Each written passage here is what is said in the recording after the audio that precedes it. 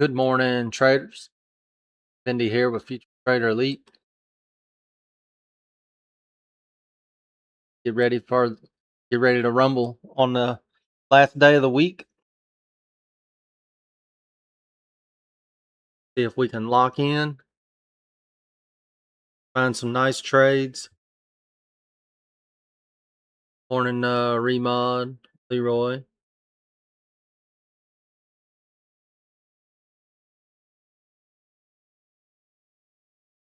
Don't forget to go and smash that like button before we get our day started here. Helps YouTube's algo push it out there further, help us grow our community.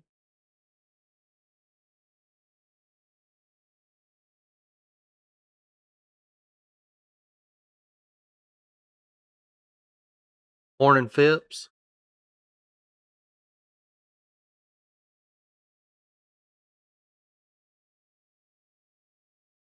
So,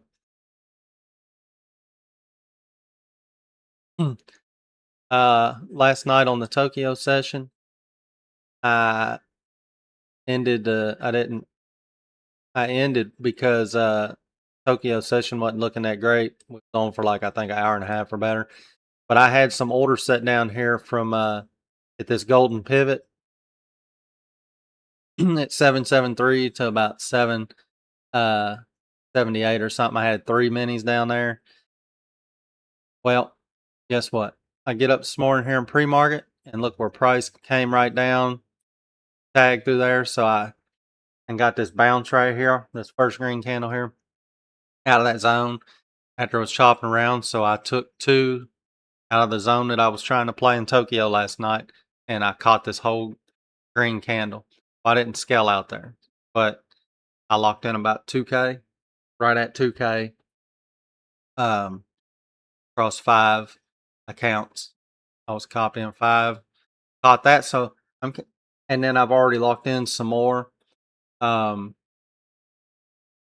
a few others. I think 3. Already kind of close to being done trading for the day, but we'll see what happens when the market opens here.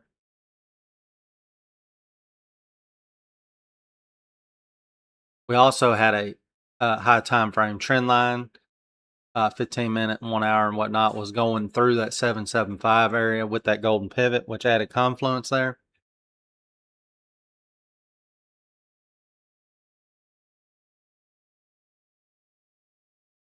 I'll bring this over real quick for the market opens and blow it up. It's right here. What I was looking at. This was the overnight right here. It actually hit it overnight too, but early this morning it went down there, hit it, and then came all the way down here. But then this was where we was at. It came down and pushed through that golden pivot right in this area. There's a pivot on TradingView and the golden pivot on NinjaTrader plus the trend line pushed right out of there. 15-minute chart setting up nice on this trend line right now, but we'll see what happens when they open the market. Could be a completely different story, you know.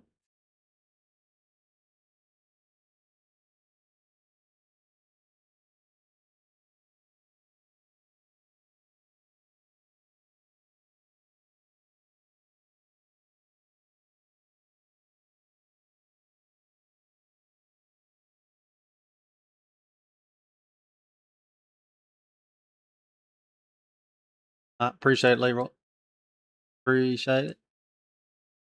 That we got here. So currently, right now, you know, the bottom of our 4-hour candle that we're working on now is around 771. Right back here where I got into this play last time. We're kind of sitting dead center of the 4-hour. You know, the top of our 4 hours at pre-market high there, I believe.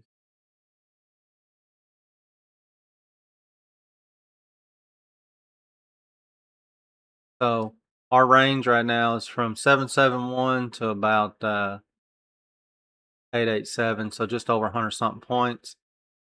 Market's open. They might try to take one side or the other of this 4-hour candle, but then I will look for a reversal.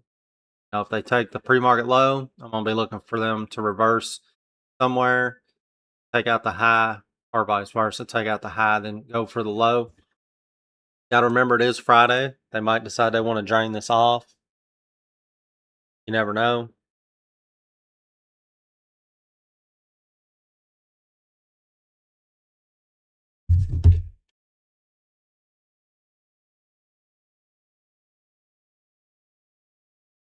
Whipping around pretty good now. It is. All right, maybe they're going to go for the high here. Now, say they break above the high. Say they break above 888. I'm going to say, I'm going to pay attention and maybe, because they might try to push this to 925 or so. If they want to break the high here. 925, 930. Or 920 to 930. So kind of say something right here maybe. See what happens here. They're already at the high of the 4-hour candle. They barely got above it, but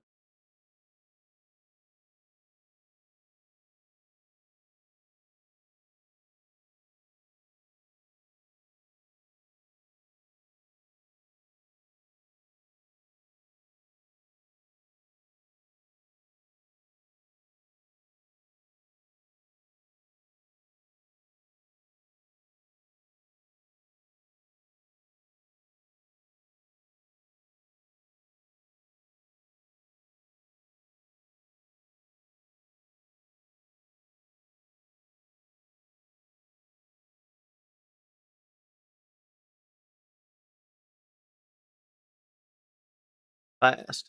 They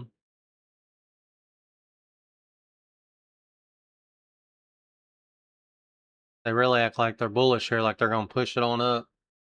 Got an overhead trend line and resistance at about 925. 925.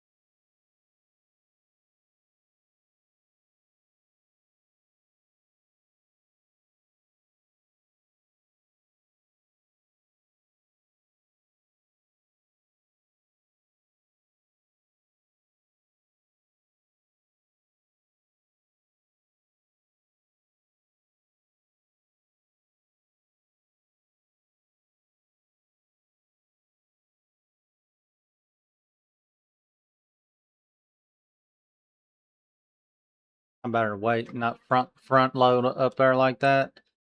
In case they want to be super bullish here. Break out above the trend line.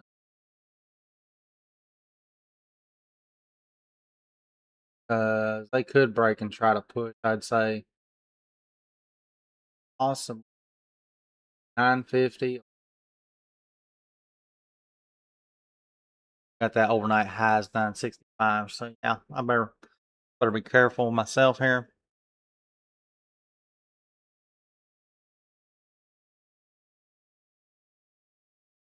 Got the first red candle on kill zone, but I don't know if I'll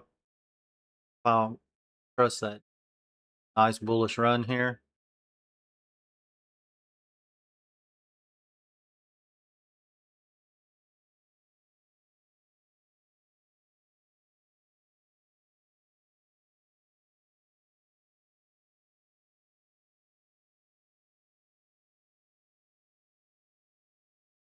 They're going to break through up top or they're going to range it and bring it back down. Give the whole move back.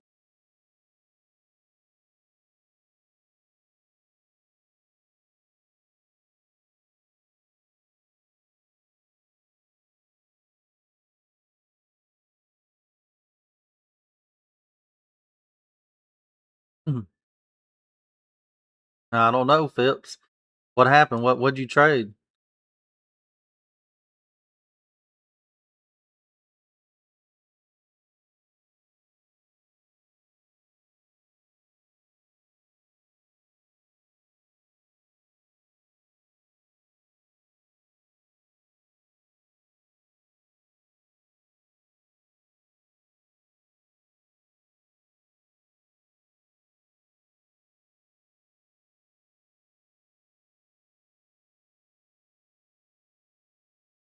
Push down out of that trend line is what that just pushed out of pretty hard.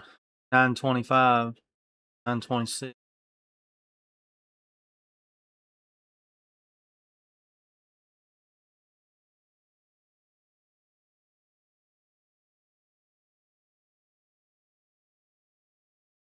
I don't remember though what strategy and rules you talking about. Was you the one talking about you like playing the orb strategy?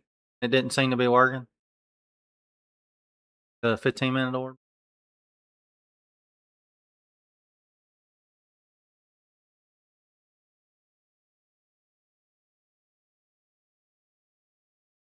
If so, I thought I was talking about the 15-minute orb a little bit yesterday. I thought when I was talking about that ICT setup that was the first thing in the morning or whatever, yesterday or day before. Just hadn't been seeing a lot of clean moves by the 15-minute orb lately. I mean, when they hit, they usually hit nice and are good setups, but I think it's the theory that people have in their mind where they think that it's a trade a strat that hits all the time, and that's not true. Now they make it sound like that online if you watch a bunch of videos, because people only post videos when it actually hits and they make it sound like it hits all the time. Well, it ain't been hitting much of nothing as of lately. I watch it every day. I try to keep an eye on it.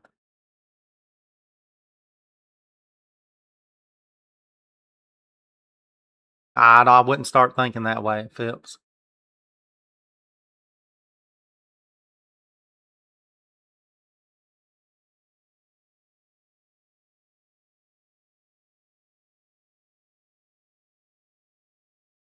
That's starting to sound a tad bit like gambling mindset.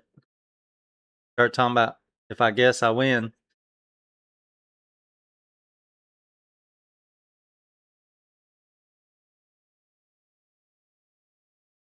I mean, if you took this first, if you took this candle here, this big green one, and made that money, I mean, that makes sense. It depends on when you got in and why. But I mean, even if you took it right here at this break of structure on momentum, because that was momentum coming in, would have entered on the break, scaled out at the top of it. That's a nice move. 30, 40 points or better. Like that. Getting rejection out of that trend line. I ain't liking that too much up there. I'm not even paying attention.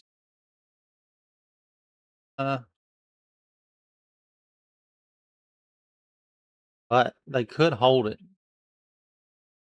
Maybe they don't range it back. Maybe they hold it up here and flag. What concerns me about trying to go short here is we got our red candles here. Didn't follow through. Nice green candle back in a trend line. Nice red candle. But if they push this back green or like that, or close it red and then open up green here, there's no follow through to the downside, which in return tells me that there's not the bears ain't there, to push it down far enough. Bulls are in control if they don't release this to the downside, but they're gonna have to break below 2880 right here. Right there it is. If they can break below that, it might start moving downside.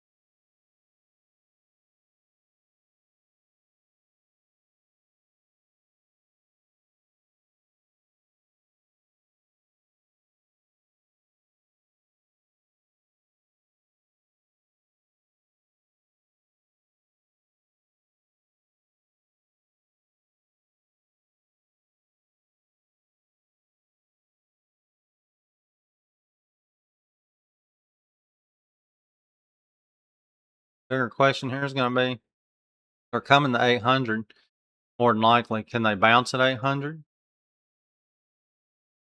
Or are they going to bust through?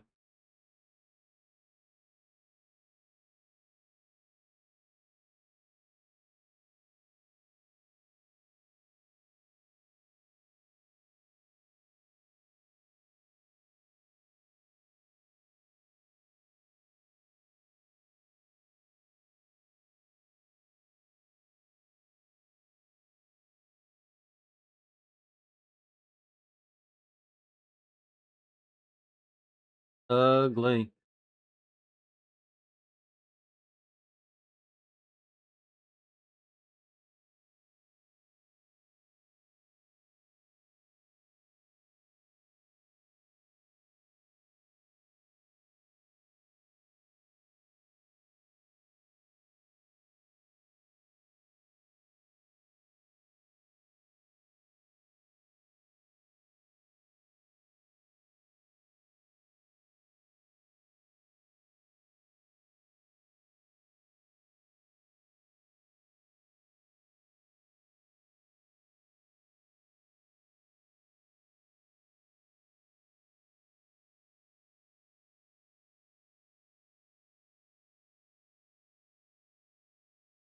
The thing tapped both trend lines on the 15-minute.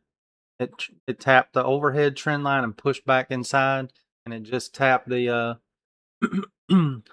bottom trend line, the bullish trend line, and pushed up. So trapped in this wedge here.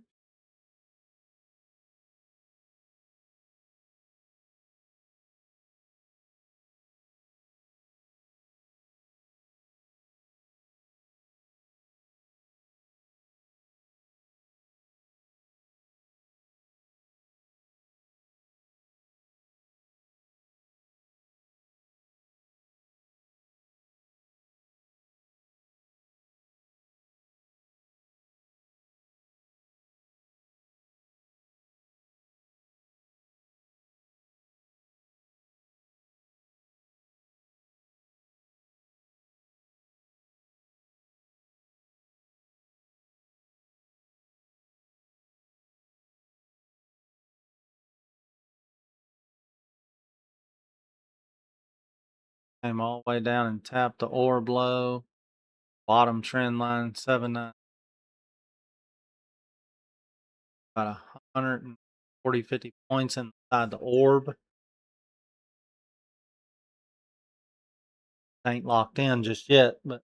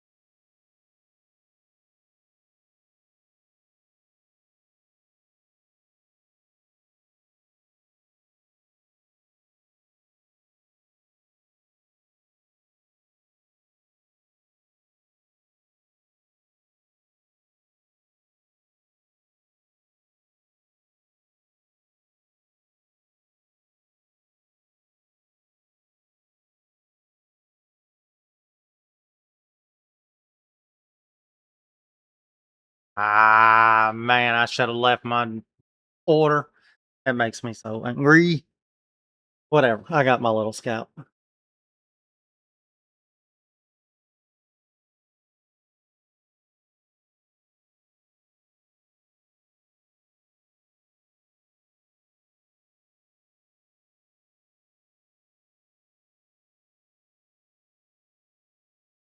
Another guess up 500. It might be your style, Phillips. Might be your style. Maybe you need to be like me and get a magic 8 ball.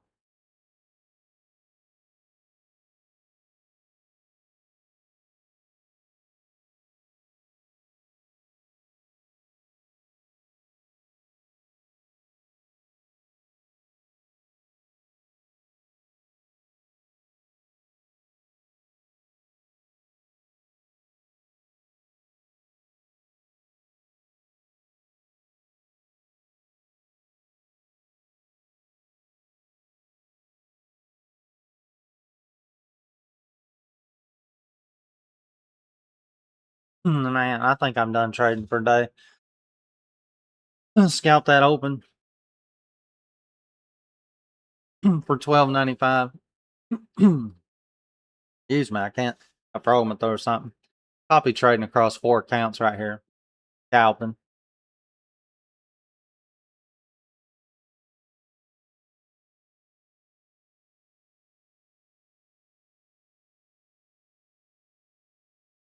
But I don't want to push my luck.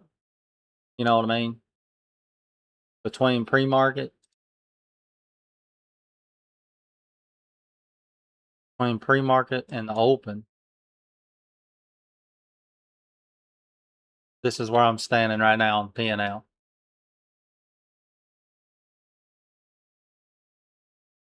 5 of these right here, or on this green candle right here in pre-market. The ones that are 19, 19, 19, almost 2K. That was that green candle right there. And then some of these down here was I shorted this, and then I guess I had to blow that up probably for you to be able to see it. What I was really doing here. Back in here, I shorted this on some of them.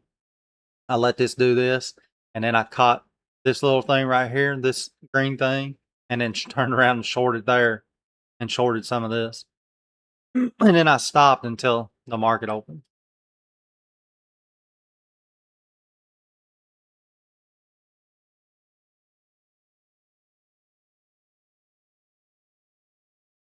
What's going on?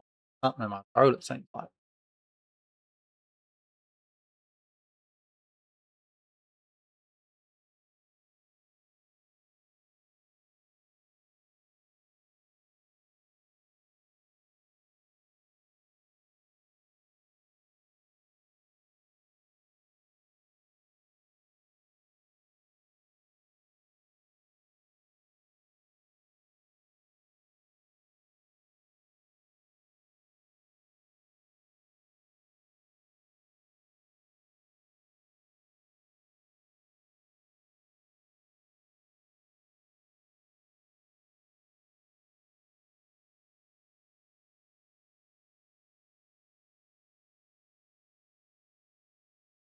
I got some. I appreciate it, Doug.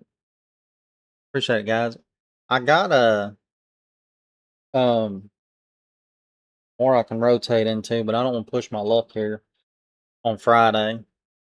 Wasn't intending on being this green already,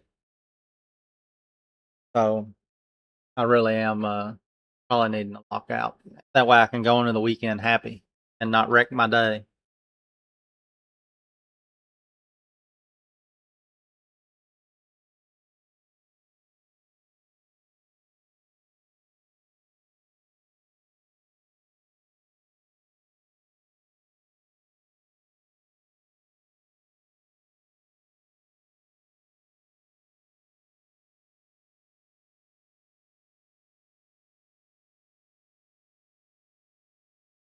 HB, it's a mix of 50s and some 250s.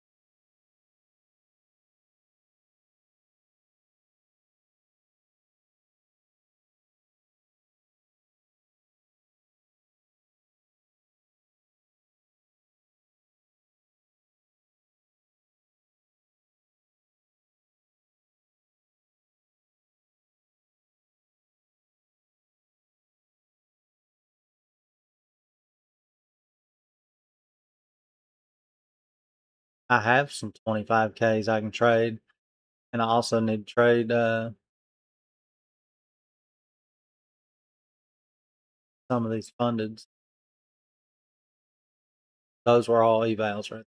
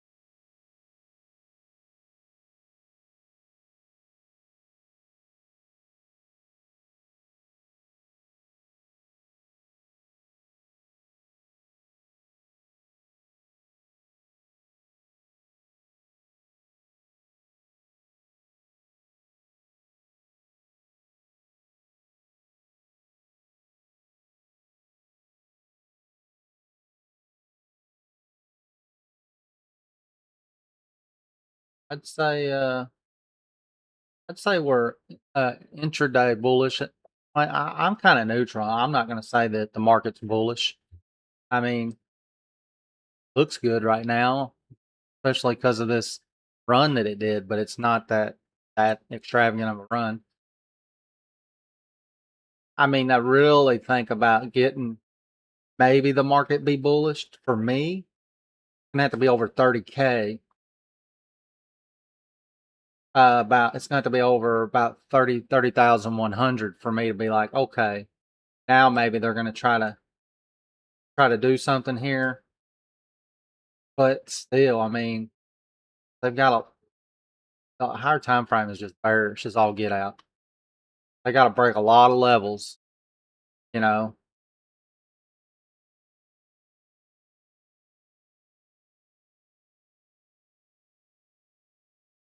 They can really come all the way back to 30,550 to 600, and then turn around and get another leg down.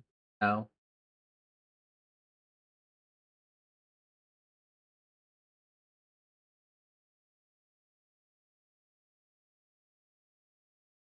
like get it, HB. Hey, don't force it though. Don't,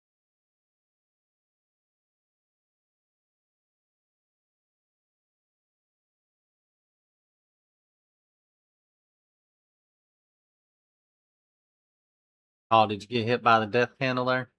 Well, by the red candle anyway.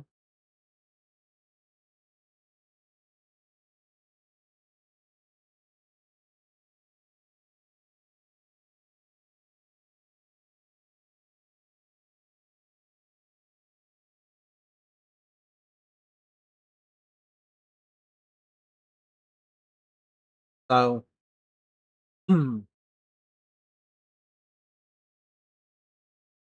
I was just talking about it needing to get above 30K, 100, 30,100 for me to maybe change my mind.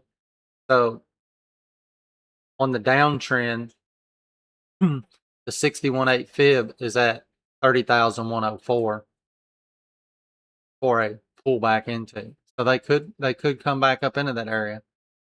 Plus, there's a R1 pivot somewhere up around 130 or 150. I mean, they could get up into that area and reject for another leg down. That's why when I look at the bias part of it, I don't really think it's bullish. It's intraday, acting bullish intraday, but knowing that it can look like one thing during the day compared to what and be the opposite of what the high time bias is what's really important. Because what'll happen, this is the same thing that happened a couple weeks ago when I shorted a play that was on a bullish run in the middle of the day. Somebody thought it, I guess, was going to go to the moon. Well, no, just because it's bullish today during the intraday don't mean it's just going to keep pushing up. That's why we have key zones and levels, high time frame support resistance. Now, I honestly believe it being a Friday, if they do push this high enough, I think if it gets to 30,100, it's going to reject for another leg down. And it being Friday, I wouldn't be surprised if they did that and that leg tried to take it back down like 500 points or better, especially since it's Friday. Does it mean it's going to happen? Absolutely not. It could keep going and go above 30,100, but you have to think about how NQ operates and it being Friday. Is it typical for them to try to tag something like the 61.8 and reject and then have a huge sell off on a Friday? It would be right up their alley, to do something of sorts like that. It's still early in the day. They can push it up to 30,100, in the next hour or two, and then drain it off the rest of the day.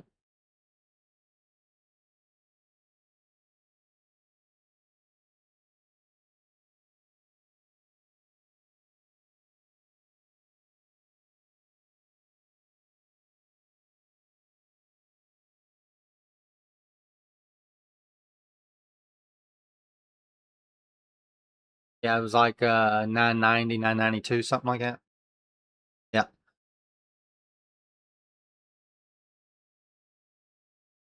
That's just my 2 cents. I don't know.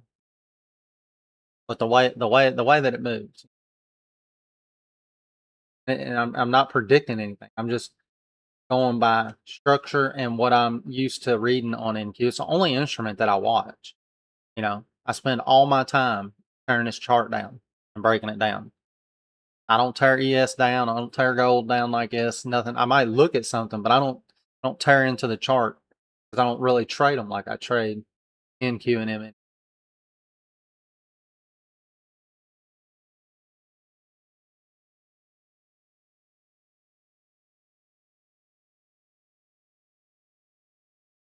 I'll pull this back over real quick. This is the 4-hour chart. So, I mean, when we zoom out and we look at all this pattern here that it's got going on, you know, 61.8, look where it lands. I mean, if they push that up there today, that 61.8 lands right on this trend line on the 4-hour. If they can push it up here anywhere, you know, in the next few hours. High confluence area right there for the 61.8 and that 4-hour trend line plus that R1 pivot if they wanted to sweep there 40 or 50 points and then, you know, just push back down. And then, you know, they could push it back down here to the 23.6 or the 38.2. 38.2 is 494. 23.6 is 29,117. The line in the sand, of course, is right there though. 28,507. We take that out anytime soon on another drop, then bad news. Bad news for the bulls for sure.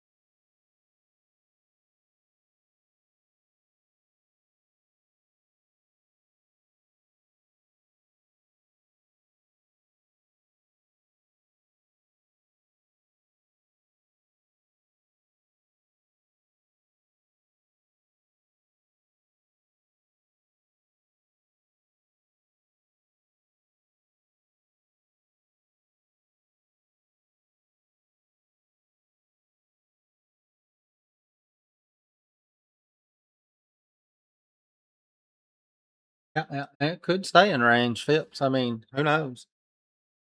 We all know what kind of beast it can be. So I just I just care about being prepared, you know, no matter which way it wants to go. That way I am capable, will be capable to put a trade plan together no matter which way it wants.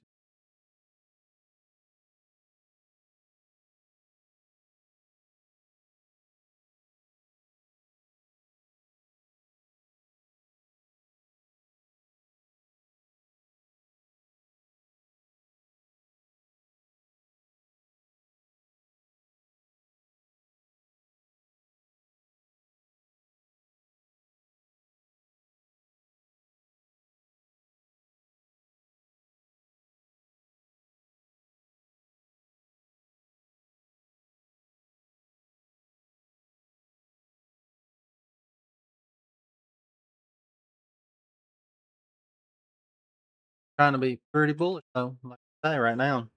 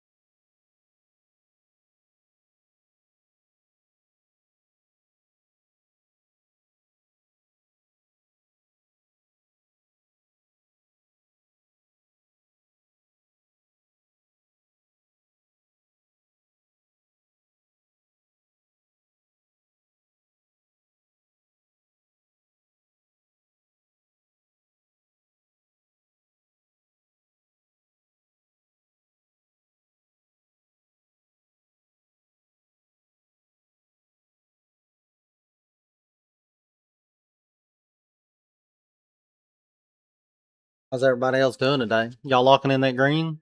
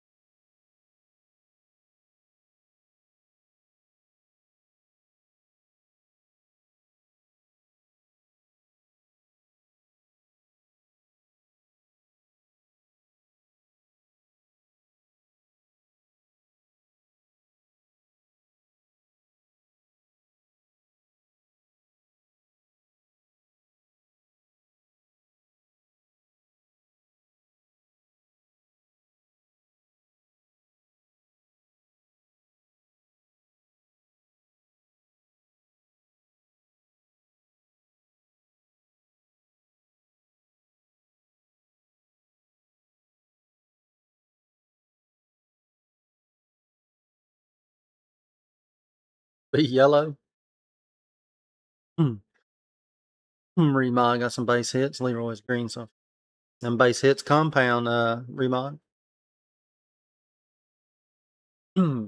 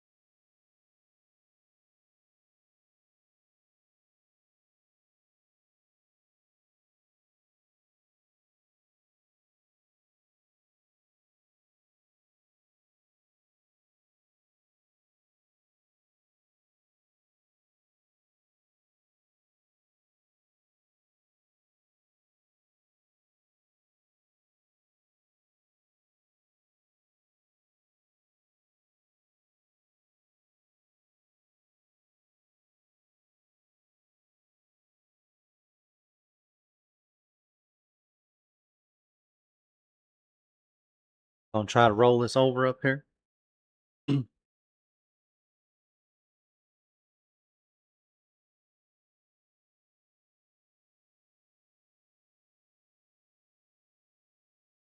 uh,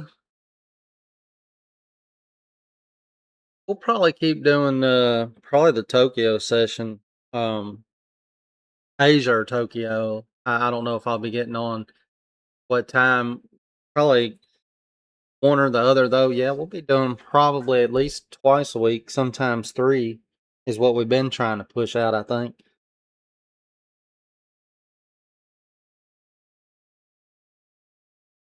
Don't really have any intentions on adding any more yet. Really just depends on my schedule or what I got going on. It's a lot to be streaming 5 days a week, New York, and then throwing in some in the evening. Because I really didn't even used to trade in the evening session.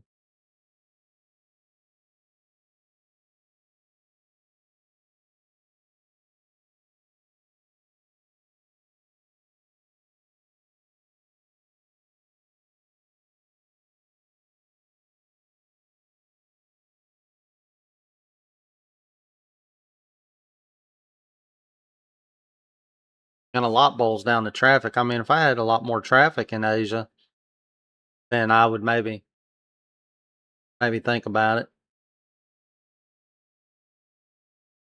I really started doing them not so that I could trade more, but so that I could expand the community. Find new people for the community to grow the community.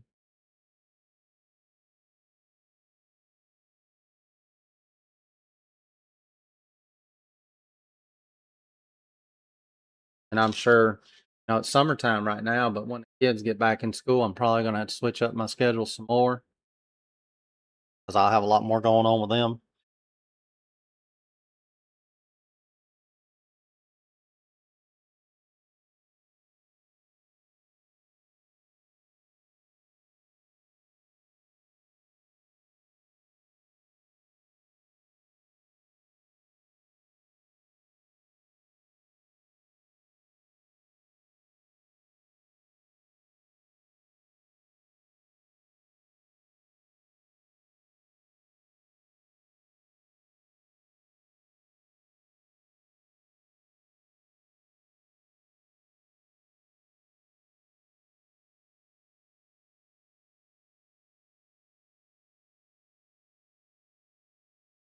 we closed at the upper trend line on the last 15-minute, 30-minute candle.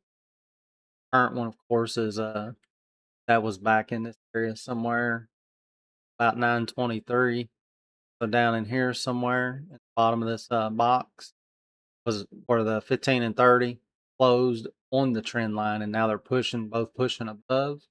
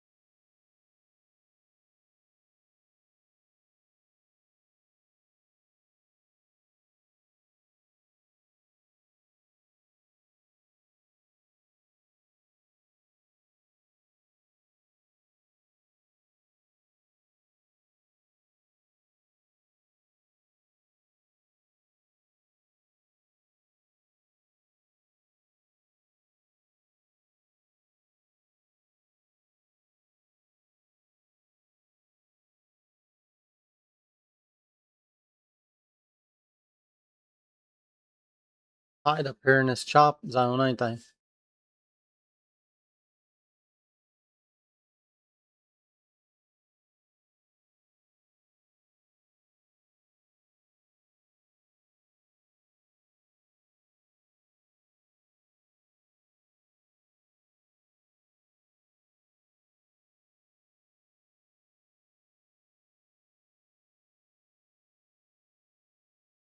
I used to flip houses, yeah.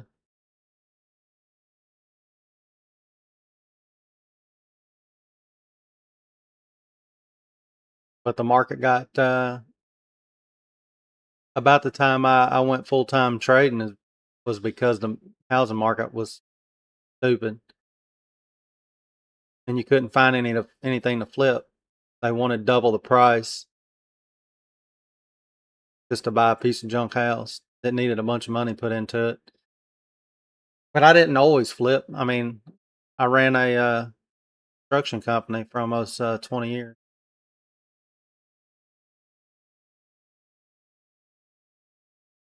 And then I went through the spell, had a bunch of rental houses, and COVID messed me up there.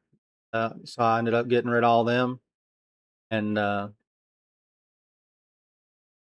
after dealing with that whole mess during COVID, I never wanted to have any rentals ever again.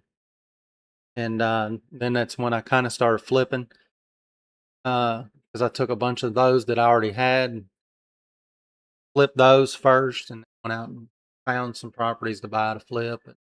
I mean, it all was all happening so fast.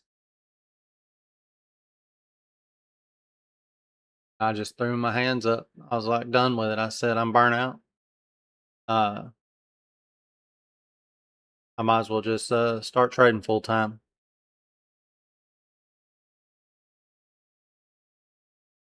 Nobody had to pay rent during COVID. I got to pay. I got to pay a mortgage on them, but nobody has to pay rent.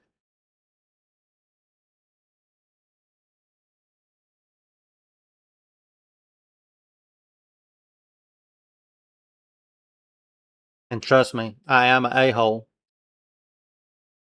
As soon as I could throw every single one of them people out on the street, that's exactly what I did.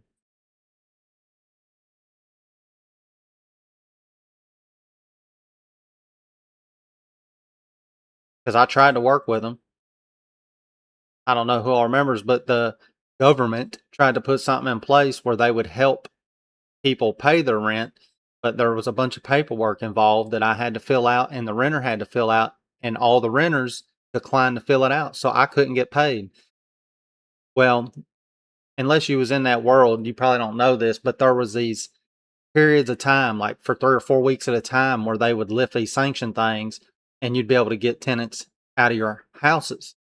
Well, when them would get uh when them sanction things would hit and we'd be allowed to evict, I threw everybody out on the road. I don't care what happened to people. They don't care about me and my family. I don't care about you and your family. I got kids to take care of and bills to pay.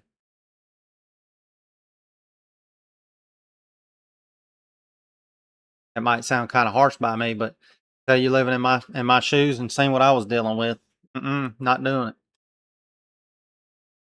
So then after I got through all that, I said never again. The only way I would get back into rental property is if I own commercial property. But I don't even want to do that anymore. Now I will get back into flipping houses.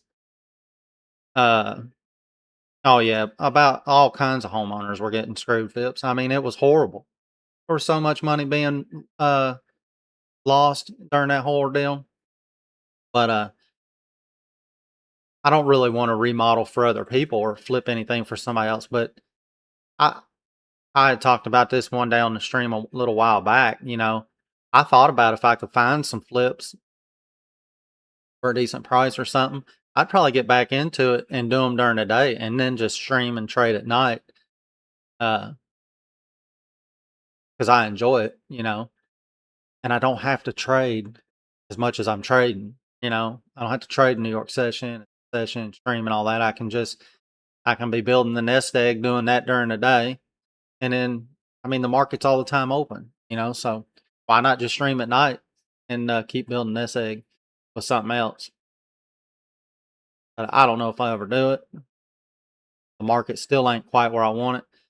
They keep talking about, before long there was going to be a lot of bankruptcies and this, and that. They've been talking about that for like 2 years now, though, and I hadn't really seen anything too appealing come across my desk as far as a good flip. But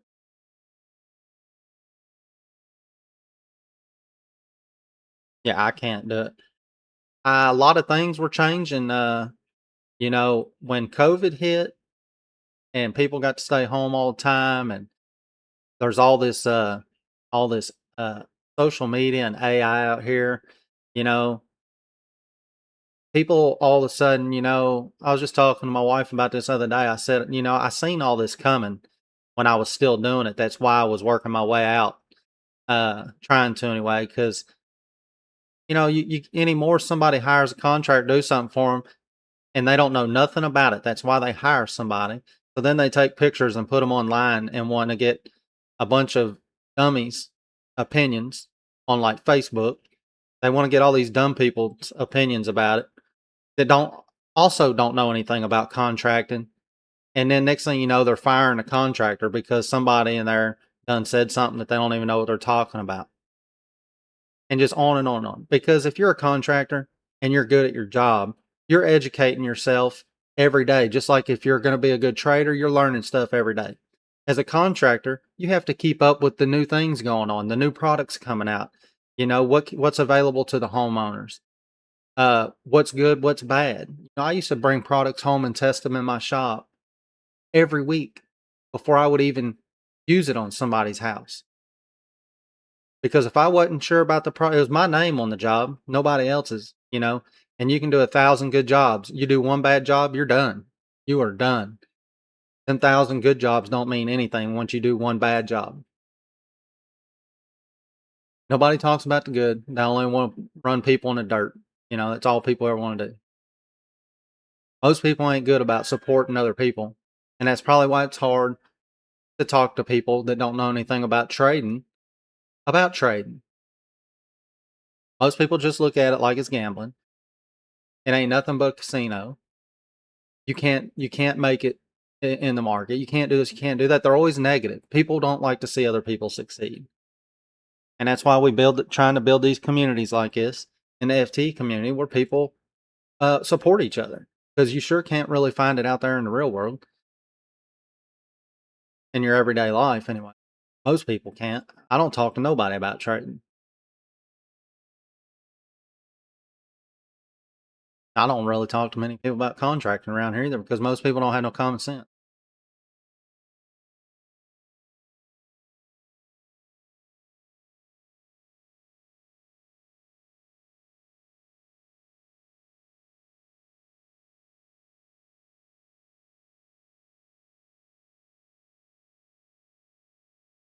Not upset.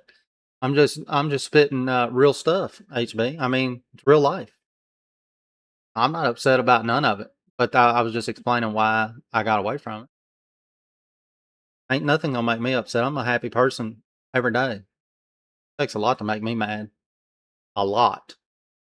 But there's just stuff out there. It's ridiculous. People read in and believe way too much stuff that they see online every day. Oh, you're all good. I appreciate the question, HB.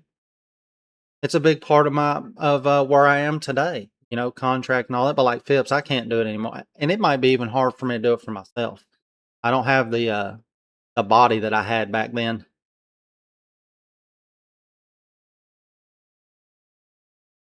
My body's older, not as young. Hard for me to do a lot of things that I could do, and that's another reason why I probably ain't jumping the gun to get back into finding something to flip. Uh, I'd hate to do that and then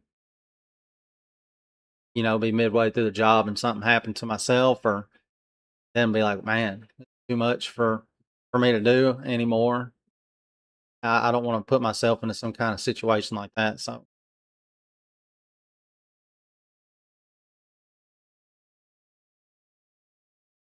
yeah, now I'm like, that's exactly how I am, Fitz. I really enjoy it a lot.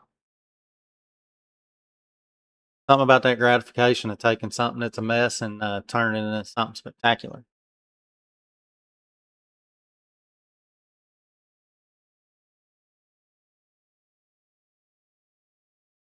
One of those things, though, if you're one of those instant gratification kind of people, it's not for you because you can't snap your fingers and do it that fast.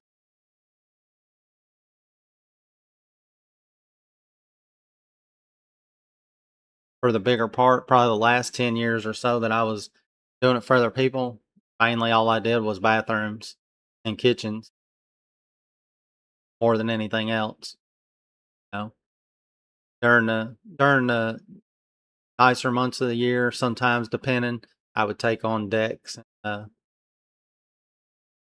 some fences. So it depends. I would take on some privacy fences and some Trex decks and kind of depending. I was to the point to where I could pick and choose what I wanted to do. I hadn't answered a phone call for remodeling or doing something for anybody in 3 years, and I still get calls and texts all the time about work. If I wanted to go back to it, I definitely could,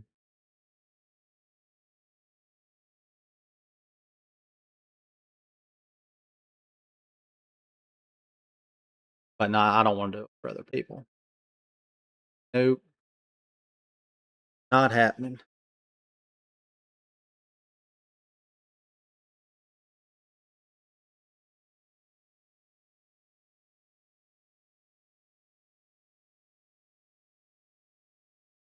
HB, what made you ask that question in the first place? Like, what made you think that I was in construction or flipping houses?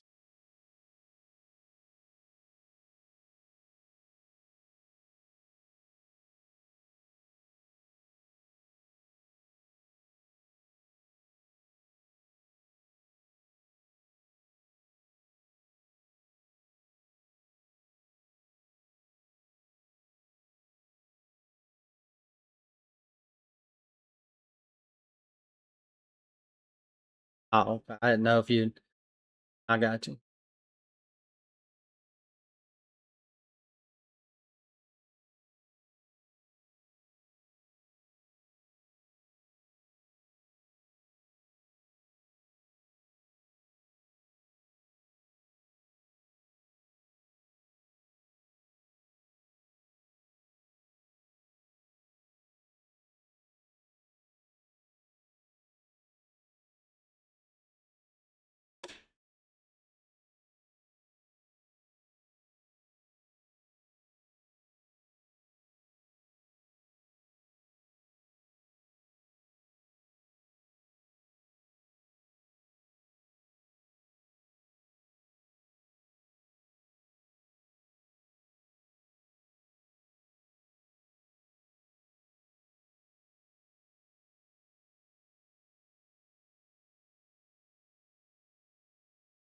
Is this gonna be end up being where they roll it over for the rest of the day and bleed it off?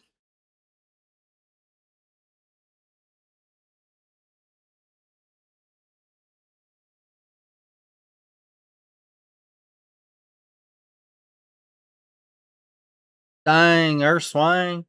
Man, you can't be locking in anything when you coming into the market this late. What are you doing? Have to get up and get moving.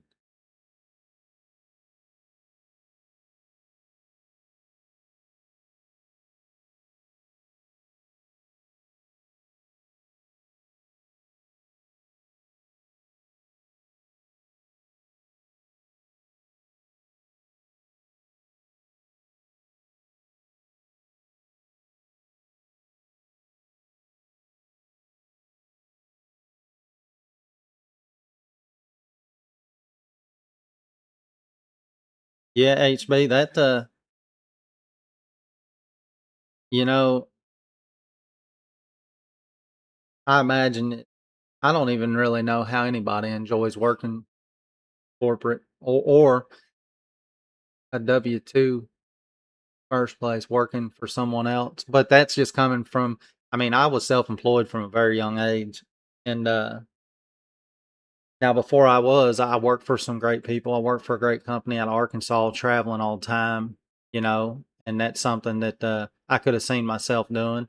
But then at that time I didn't have any kids, and when my first one was on the way, there was no way because I traveled a lot and I wasn't going to be away uh, from my family like that. know. So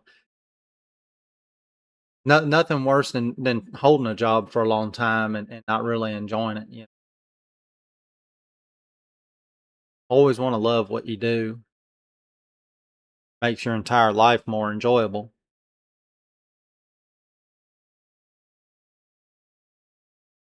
I mean, I enjoyed what I was doing, but did I enjoy every job? No, absolutely not. I worked for some miserable people, it seemed like here and there. But the longer I did it, I got better at judging character when it come to that, and wouldn't even take jobs for certain people. Love trading, but not paying bills. Yeah, I hear you. I'm the same way. I love the trading, but I hate the bills. Hate the bills.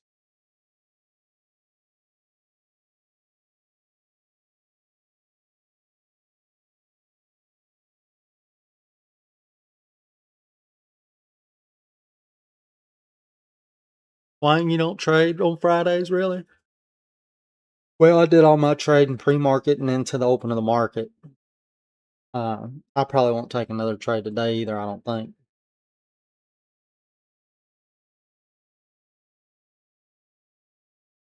I think I've traded. I think 13 accounts maybe. I've got a bunch more I can trade, but I don't want to ruin my Friday or my weekend. Had a really good week, really, and now I just feel like I'm pushing my luck if I try to trade anymore, especially after the way my morning's been. Wasn't expecting to hit the licks that I did get, and it's one of them ordeals where you know what,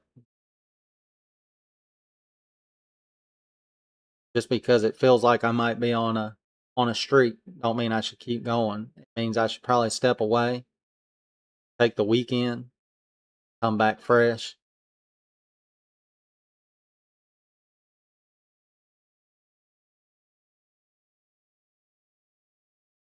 I'd be so mad at myself if I keep trading and end up blowing something or even being in the red at this point.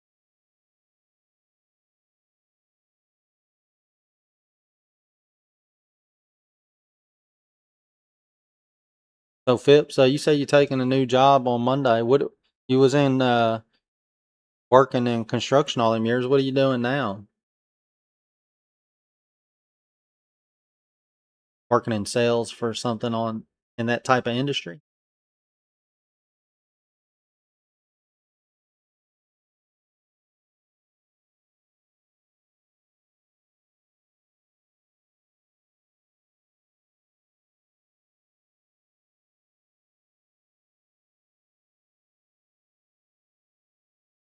Nice. hard to get away from the industry once you're in it, and there's usually some pretty good jobs out there. I've looked at some myself, thinking about going back out there and doing something. Had a couple sales companies here reach out to me wanting me to be a salesman, and then had somebody want me to be a closer going out and doing all the bidding and stuff. But I don't know if I want to be a closer. I don't know if I want to deal with people every not face to face, not anymore. Oh yeah, that's got to be pretty nice. Ain't nothing like just doing new build stuff. That's for sure.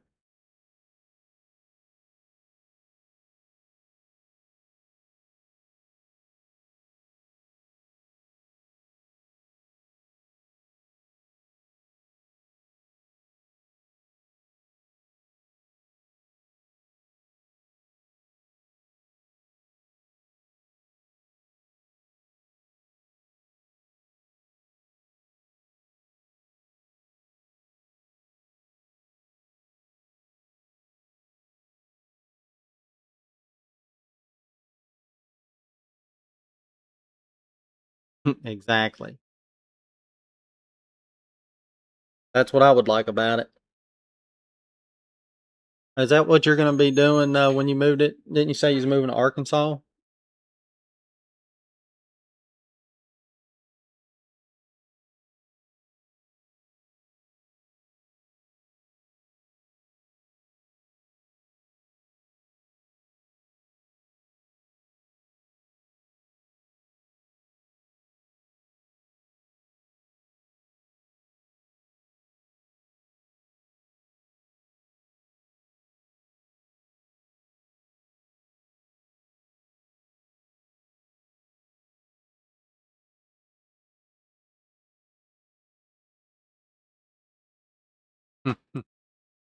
uh, uh,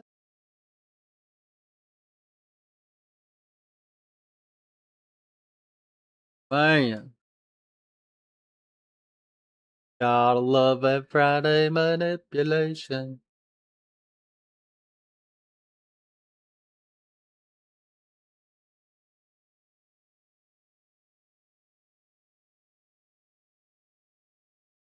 I said something just earlier when I was talking about that 4 hour chart about them taking it down to 29,500 something.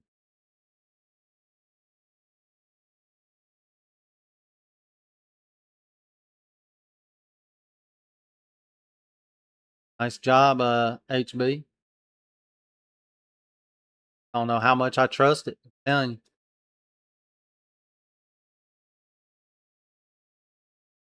Friday. Don't let them end up down there around 29,200 today.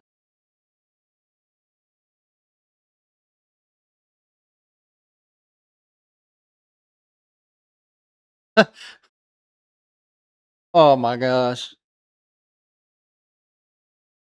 Uh, did you really blow it, Phipps?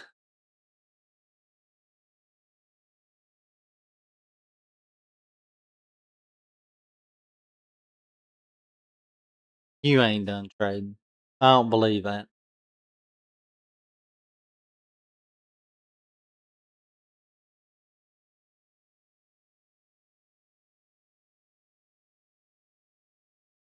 That was a pretty serious drop, that's for sure.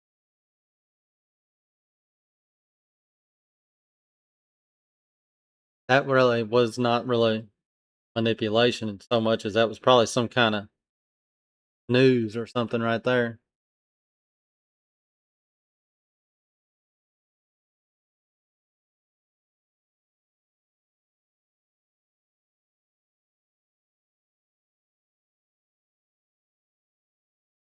Was it war news, Swain?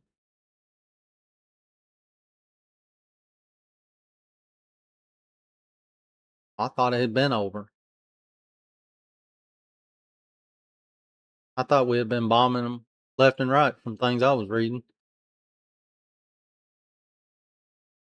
I hadn't been keeping that close an eye on it though, so I don't know.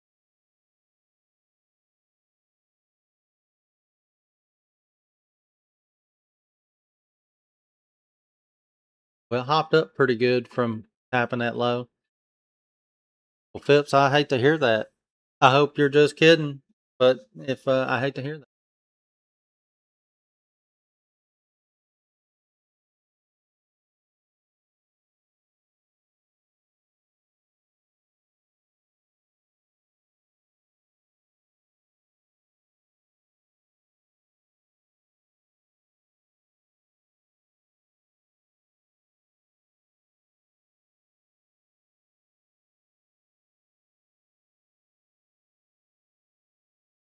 Yeah, I thought the ceasefire was over days ago too, or something like that.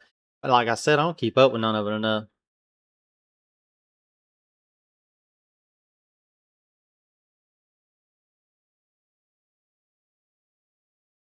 Yeah, I mean, you never really fail at it until you actually give up on it for good. Some things are out of our control. I hate to see that. That was a harsh candle to the downside there. It was like what, a 300-point move down or better. See, we was up here trading around 932, 675. I mean, golly, crazy. That right there is why I'm glad I said I don't need to trade no more day, because I would have been so at wit's end if I was in that just now and it dropped and blew something of mine or put me in the red. I'd have been like, no.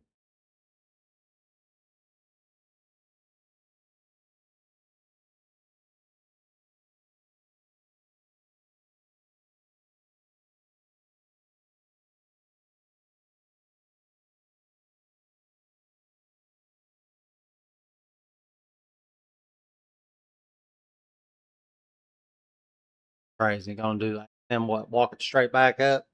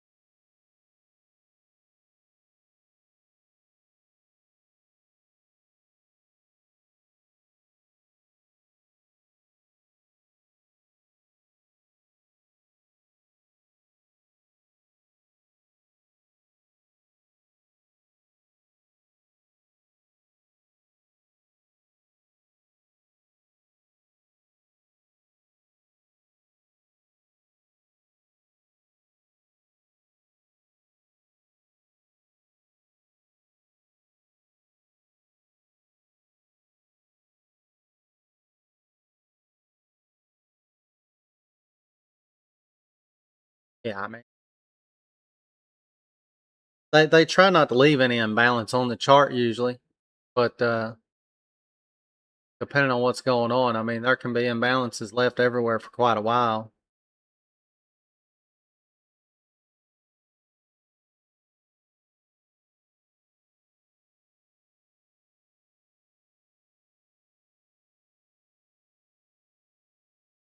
Is it time to full port? Full port, going to the moon, going to the moon. If you don't want to miss the ride to the moon, you better jump in now. Everything you got. I'm just kidding. Kidding. Don't do that.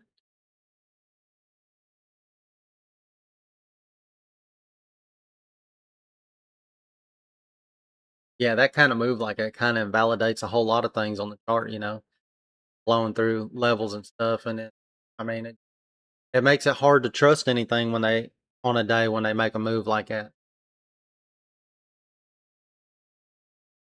Because once you get the first one like that, you got to be wary that it's going to happen again, possibly.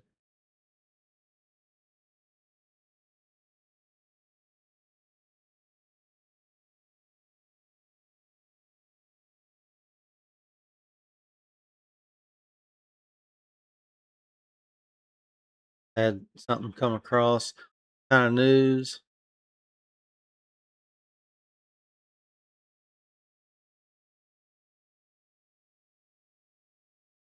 I don't think it had.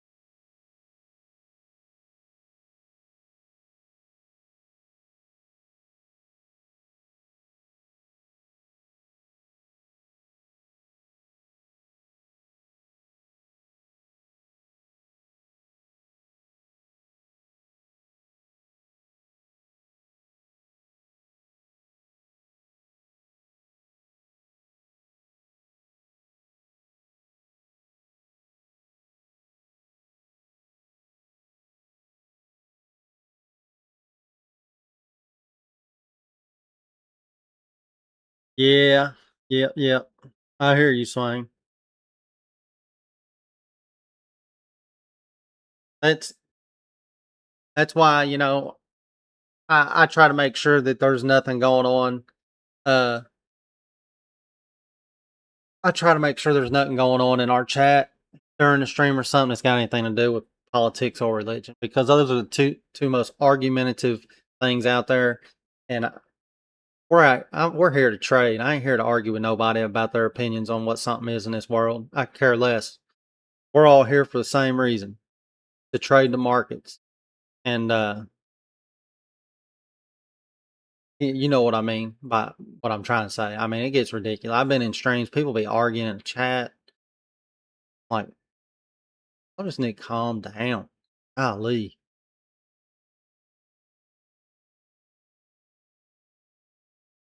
Yeah.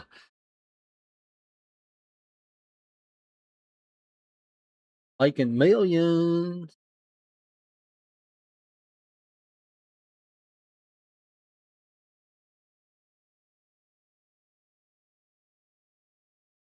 I wish.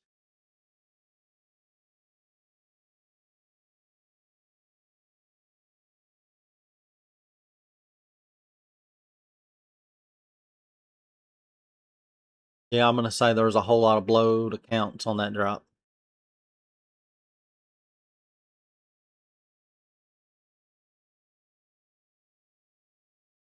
I'd have been one of them. I rarely have any stops on. Hey, what's going on, Merlin? Merlin late to the party? Even later than Swang was. Oh man, I might start taking roll call when I get on stream in the morning.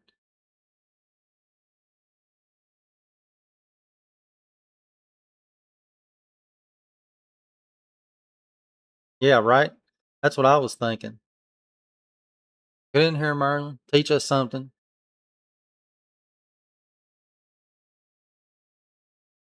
Both of y'all got on late, so y'all didn't have to hear me ranting about something earlier.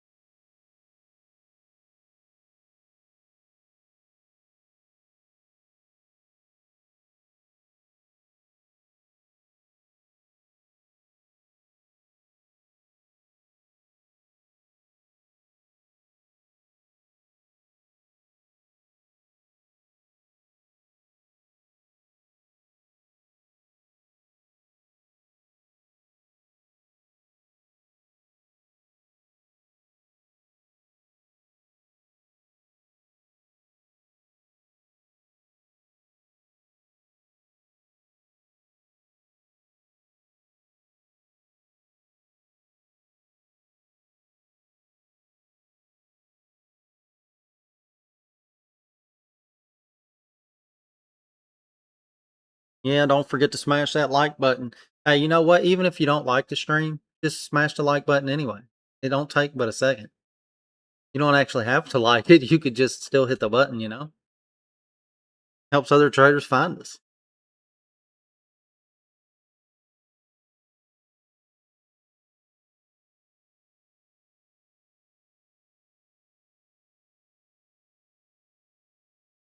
You don't even gotta like my channel either, but at least go over there and subscribe.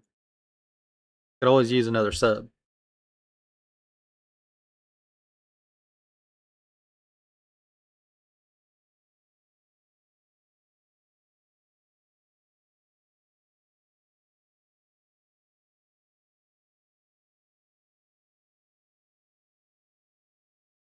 So we passed 1,000 subs on June 30th. What's today? July 10th. June 30th, we passed 1,000 subs. Got to like 1,017. Now we're on July 10th, and we are at 1,159. Over 100 subs in the last 10 days. I don't really know what's going on. I'm really shocked, to be honest, because I was just bent. I was bent on getting to 1,000, getting to 1,000 by the end of June, you know, and then just kind of blew past it. I was figuring I'd get close and maybe sit idle. Sometimes when you get close to a milestone mark like that, seems like things slow down and trickle in and out and back and forth. But it's been a wild ride here the last little bit.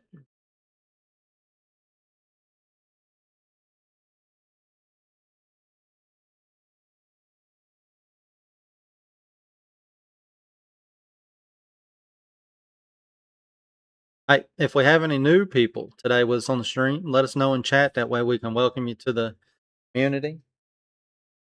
If you have any questions, throw them in chat. Throw them in chat.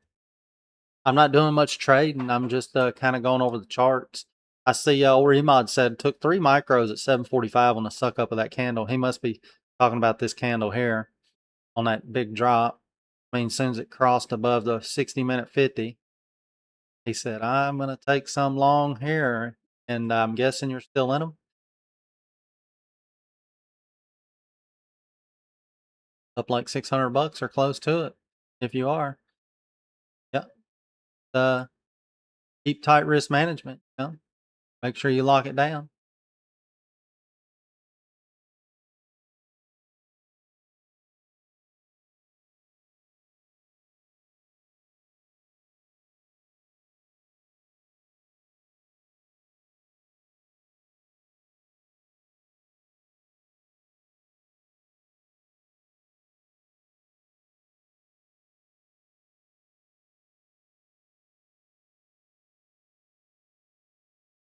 Nice. Nice discipline, Remod.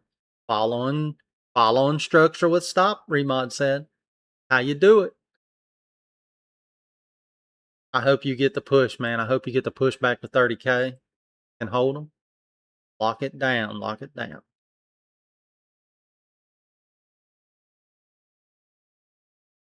Merlin, you've been doing real good trading. I'll be talking about it in the stream, but I don't know if you're in here when I bring it up. I'll be seeing you post over there. And oh, look, he posted today. Locking in over $700 across the few. Good job, Merlin.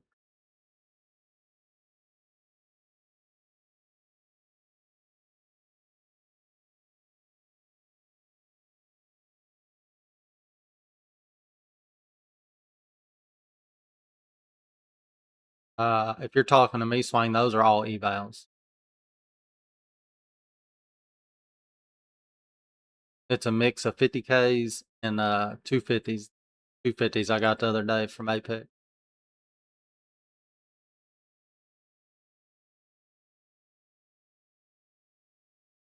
I think most of those were. Remember what I traded at the open market? I think I only traded 4 accounts at the open because everything else I had traded in pre-market. Five of those I had copied in pre-market, and I was back here on this candle right here. Last night on the Tokyo, I was trying to get long down here at the golden pivot. Was at 773. I had orders set there last night in Tokyo. And then I ended up getting off Tokyo because I didn't like what was going on. We was sitting there just for no reason, is what I felt like. So I got off. And then lo and behold, this morning pre-market, we come back down to that 775 area and that golden pivot. And it did this mess. And on this green candle, I got in long right here somewhere around, I think, 789, and was sitting in it with two minis. And we got over here, and that candle got put in, man, opened up and just took off. I was like, oh, what in the world? And I never did see what it was because it got up there, and I put a stop in or something, and then put another stop in. So I don't know how it affected my trailing drawdown because I don't know what my max green was on that move. It moved so fast. I was just trying to get out of the trade, and it was like 19. Well, this is one of them accounts. 1980. The P&L on them was between 1925 and 1950 on 5 of them. And then I automatically switched out and then I caught this short. I sat through this for a minute, and when it did this and manipulated down here, right here, I took this green trade right here long, and then one short there, and then I got out and then traded the open, coming into the open here. And I traded a little bit of this. I think I was done. I don't know if I took any of this short. Yeah, I think I shorted some of this. I can't remember. I have to look back.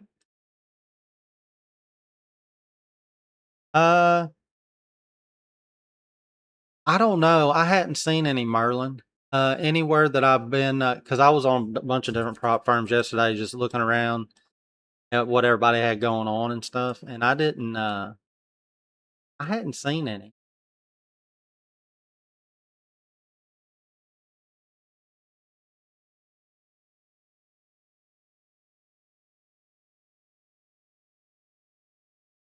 I don't even know if I ever had 250s before now.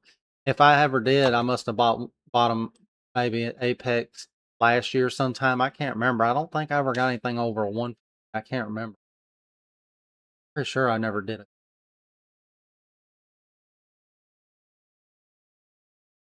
Because these trailing drawdowns, I won't be surprised if I blow them before I pass them.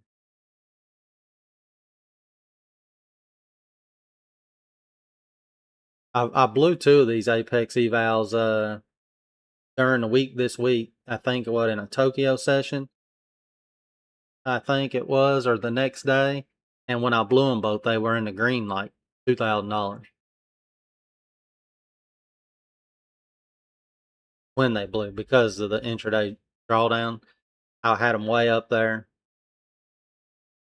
had like 8 or 10,000 or something, and lost on something and blew it, and the account was in the green.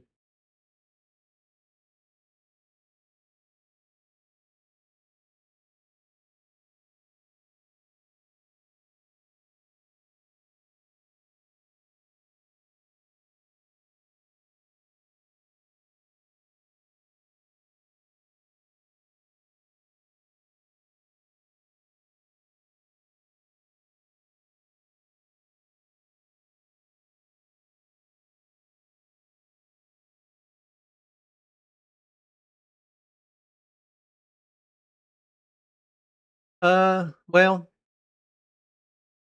this is the first time I've had any in months. When we came into the new year, I had several funded Apex that I traded there for a while and got some payouts, and then ended up blowing them somewhere along the way. And I don't really know what to think about Apex with the new rollout that they've had. I know that I just went over and bought these 250K legacy accounts and didn't realize they still go by the standard old rules. I thought they got rid of all the rules when they rolled the new face out. But I guess with these 250Ks, some of the old rules apply, supposedly. like 30% negative MAE rule and the 5-to-1 risk to reward rule and all, which that don't really bother me, but the only reason I bought them because I thought the new rules applied to everything across the board with it. And I guess these cost like 177 to activate 250s once you pass them. And I was talking to my wife about that the other day. I was like, I hear people complaining about the activation fee on Bullinox is what most people complain about Bullinox. And now after seeing what's going on with Apex and everything else, and then people act like they don't have any complaints about none of that. I'm like, well, I don't know what people are thinking, but now even with Apex's, you can get their end of day trailing with no activation fee, and them accounts cost just as much as they do anywhere else, if that's what you choose with Apex. And then of course, if you want to get cheaper ones with Apex, you got to go for the trailing uh, drawdown, which makes them quite a bit cheaper. But Apex just put out another sale today.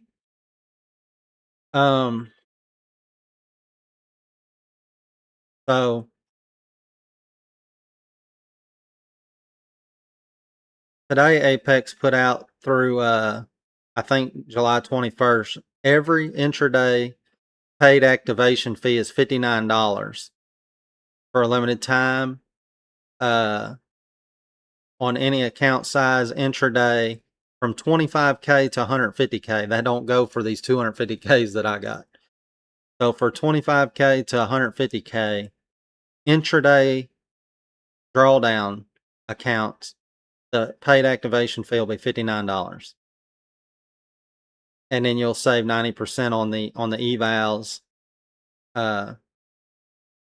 You can save 90% on all end of day evaluation.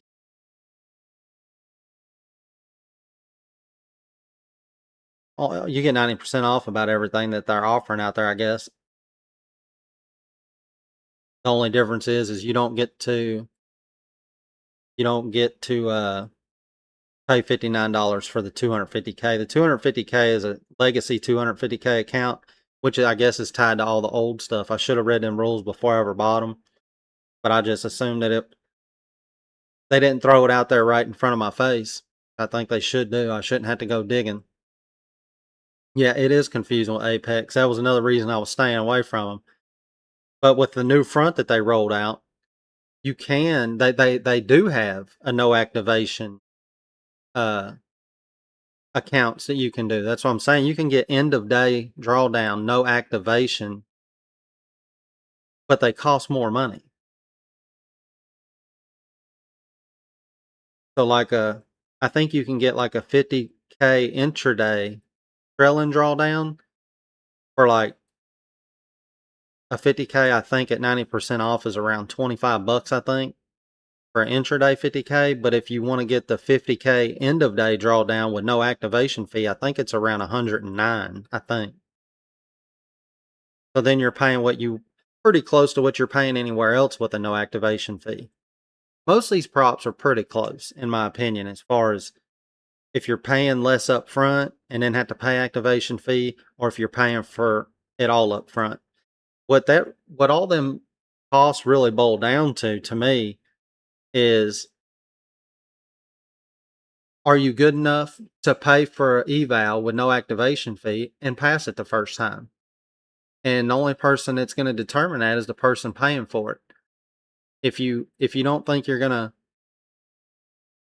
pass it the first go around and then you have to reset it or buy another one, then you're already paying more than buying a cheap one up front and blowing it and buying another one.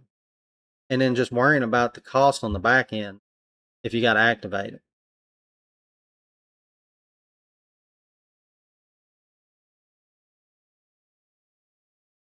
I couldn't really tell you, HB. I just got these the other day. After finding out what the rules are, um, I'm not too sure. You know, if I pass them and get them funded, I'll let you know.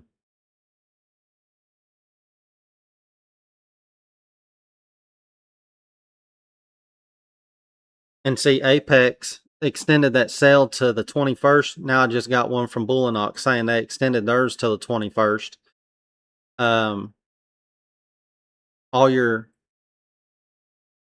You can still get the 89% off on the 25K through the 150K with option 1, which is trailing. And then you can get 75% off on 25Ks through 150Ks with the end of day trailing, which means at Bullinox you can buy a 50K account at 89% off. I think is $19 and some change, but then you pay $148 activated on the back end if you go funded, and then on the end of day drawdown on a 50K, I'm pretty sure they're like $43 or $45 at 75% off, and then you still have to pay the activation fee on the back end.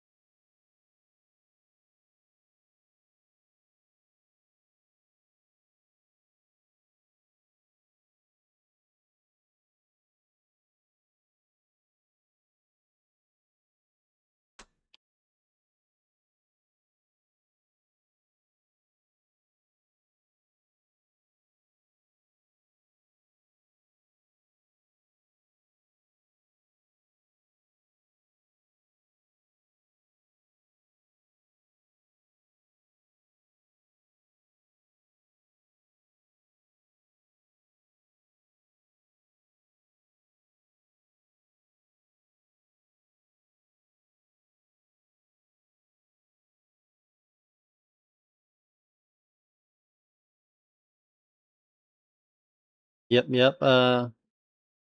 Daily payouts. It's a that's cool and all, but I think that they do that because they know that messes with people's heads. I'd like to see the numbers on how many people blow daily payout accounts just because they're forcing trades to try to get a daily payout.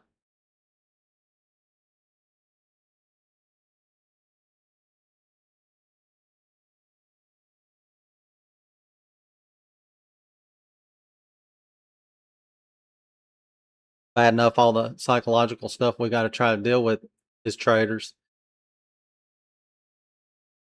And as many times as I've heard people talk on this stream about how they only need 50 or $100 to pass an eval and end up forcing it and blow it, you know, that's the exact same thing they're doing in a funded account that they can take daily payouts on. All I got to do, one more trade, get this, get that, one more. And then they end the trade day upset because they was trying too hard to get a daily payout. I don't really care much about the payout process and all that days myself. I just want to know that I'm going to be getting paid regardless when it's time, you know. And then I don't have to think so much about payouts and paydays and all that. I just focus on the system, focus on the process, and if I focus on that, everything else is going to follow that. When it's time, put in for a withdrawal.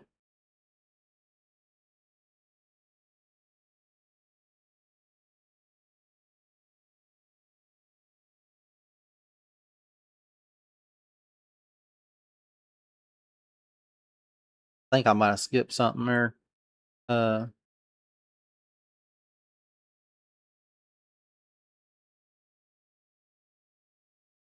Earlier, HB said the market changes the way it moves daily.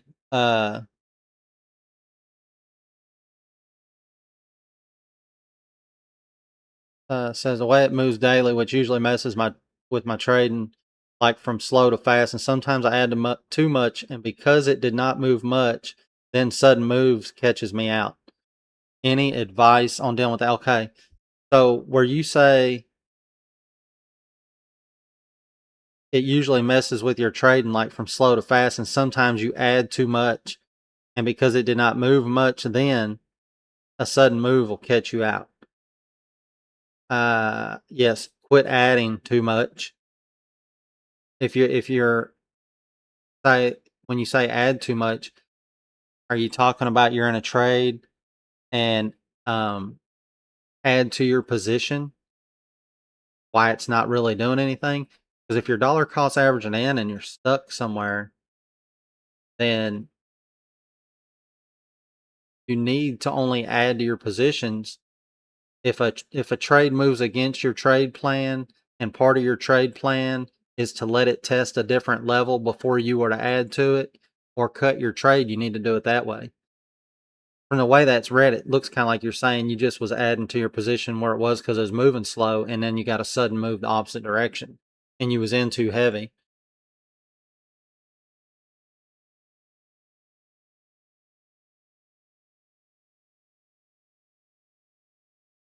I agree. I agree, Marlon. They need to read the Trader Mindset book. Good to have around just to skim through. Maybe even if you've read it before, and then you find yourself come upon a day where something's not going right, and maybe you feel some kind of way. Maybe your emotions are trying to get involved. You can just jump right back into the book, go right to whatever chapter you might need to or module in there, and look over it again.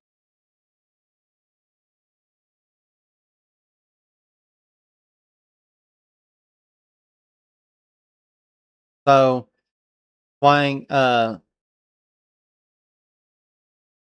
them on take profit, you can withdraw up to 10K a day.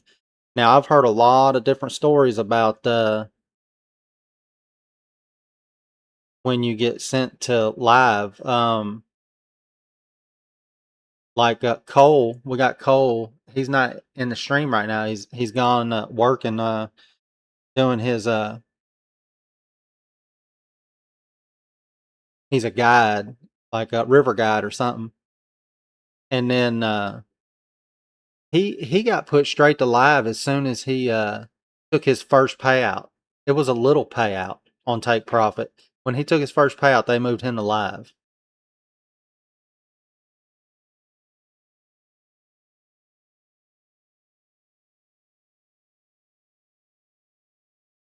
Cole never made 10K. I want to say he took a, can't remember what the payout is. I think it's in Discord somewhere. But they sure did. It was a small payout, first payout, and moved into live. Nah, that was his first payout with take profit ever. It might have been his first payout ever. Cole, Cole was one of those who was having a hard time getting past the eval. When he found our community, he finally passed his first eval. A lot of it's posted over there in different channels on the Discord. Finally passed his first eval. Finally got funded. Nah, he never. He was just slow and steady. He was slow and steady. We was all shocked by it.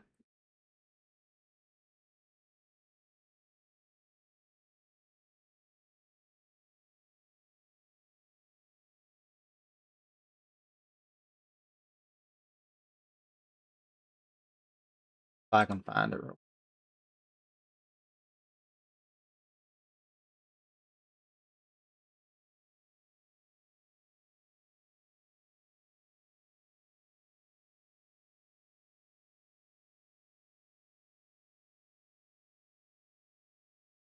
I don't remember where it was at.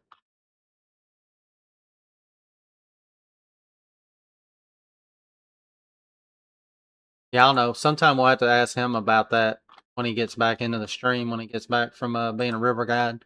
But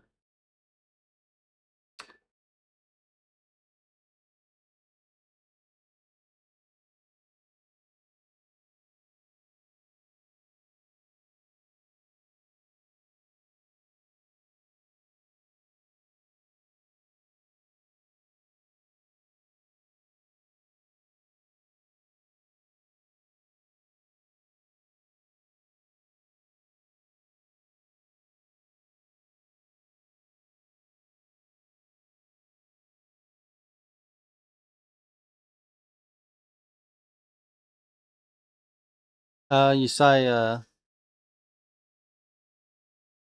sometimes it can only move 10 points and max 20 points and then grinds in the same direction.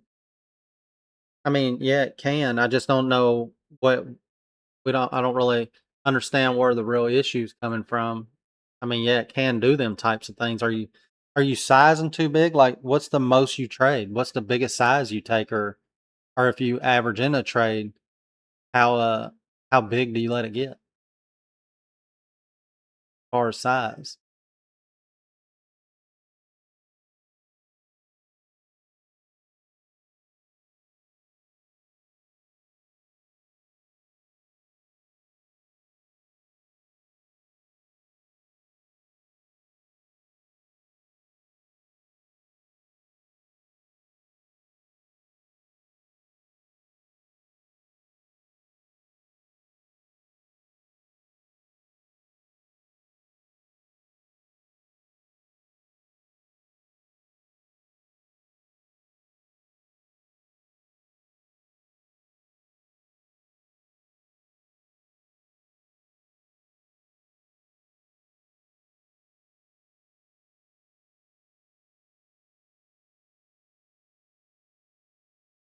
Man,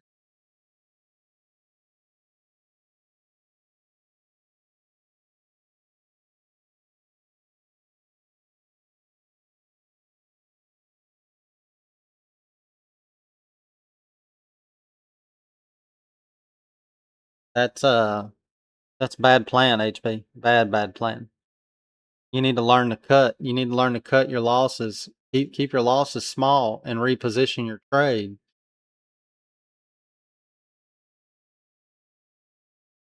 If a trade's invalidated, you have to learn to just let it be what it is. It's easier to take a it's easier to control how much you're going to lose. Hold on. It's easier to get back what you lost if you control what you lost. But if you just do whatever because you get in trouble and you take too big of a loss, then it could be a lot harder to get that back to green or break even. We've all been there, HB. We've all done it.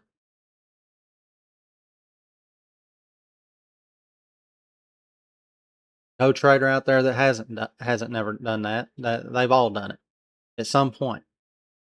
But it's those times. It's realizing you bringing it up is you realizing that that's what's going on, which means you know what needs to be fixed. So now you have to take control, stay disciplined, and fix it.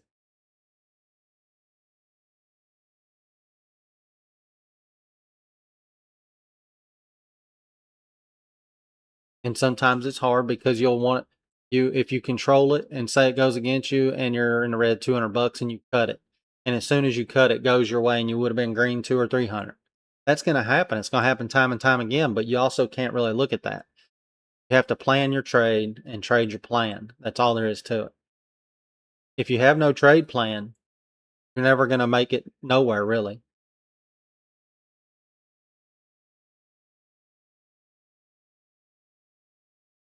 We cover risk management in the course, yes.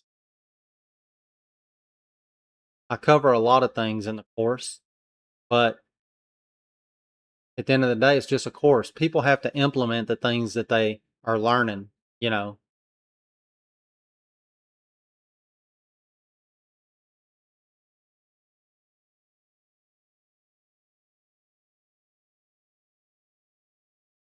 We can read everything. We can read everything or we want or do this or do that. But at the end of the day, if you cannot control your emotions at the trade desk, it's like what Merlin said earlier. Everybody needs to read the Trader Mindset book. Look, if you can't control your emotions at the desk on a daily basis, it ain't going to matter what all you have learned because you might as well throw everything you learned out the window. You cannot control yourself at the desk.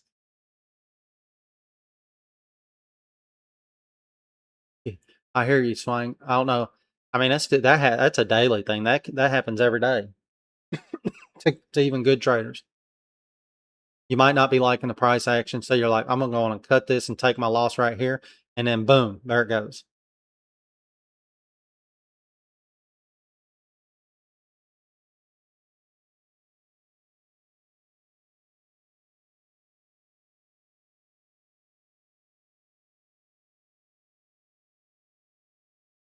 And I mean, if you want to weigh into the FTE community, the framework and all that, the cheapest route right now is the Future Trader Blueprint on Amazon.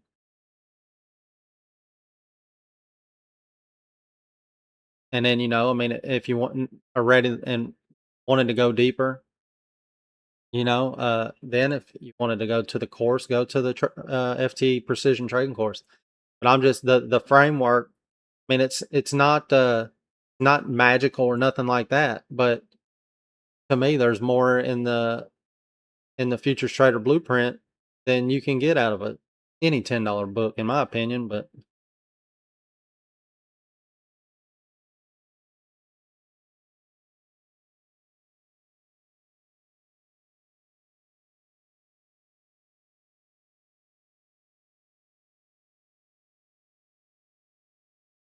that's another thing we have to deal with as traders is we'll we'll we'll let it hit our take profit, and then we see how much we end up leaving on the table. Just like you got to keep tight risk on the losses, you have to be accepting the fact that you might be leaving some on the table. You're not trying to catch the whole move anyway. You're trying to take hits out of that move.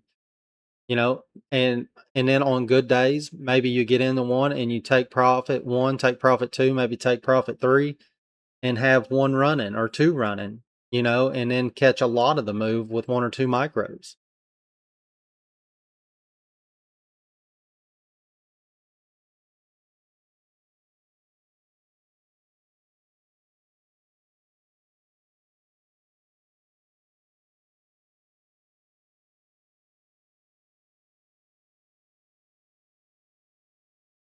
Yeah, base hits over home runs all day for me. I prefer base hits myself. Yeah. Oh yeah. Arlen says it's like two different traders, you and then your emotions. That's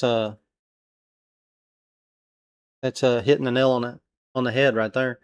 I mean, that's pretty much what it is. So when you're sitting at your desk, you got to think you as a trader, the actual person sitting in front of the computer, ready to plan the trade and trade the plan, and pretend like there's a little you sitting on your shoulder.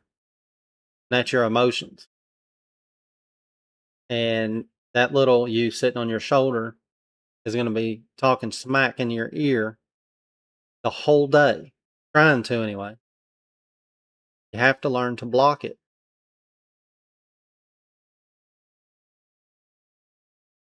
like a little troll there, trying to troll you all day long. And if you don't keep it in check, that's where a lot of problems start to arise from.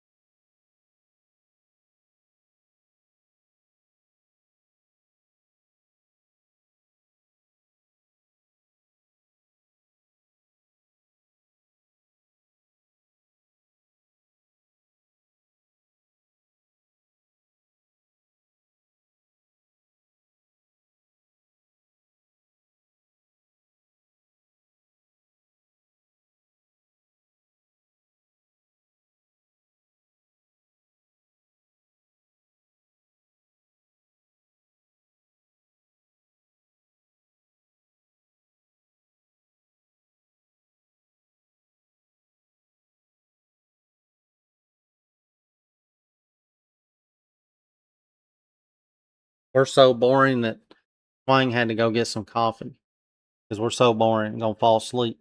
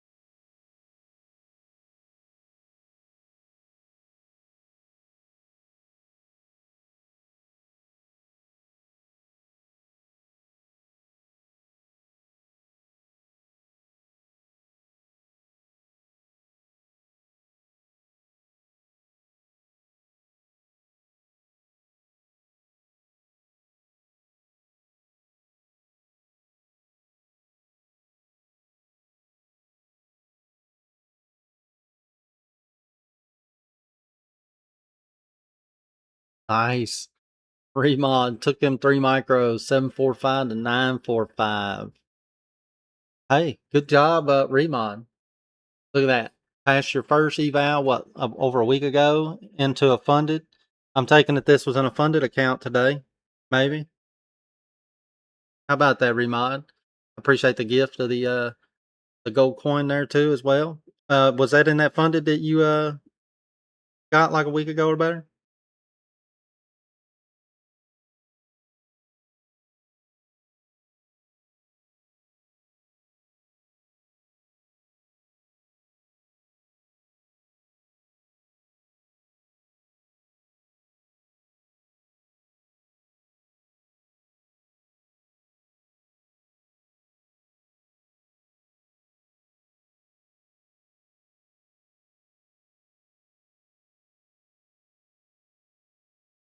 That's freaking awesome, Remod.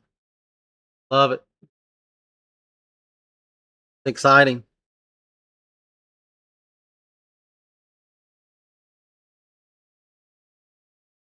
That makes me happier than being in the green going in the weekend. The fact that you did that today on Friday in your funded account, a beautiful thing. A beautiful thing. What happened? Slow and steady, putting in them reps, Remod.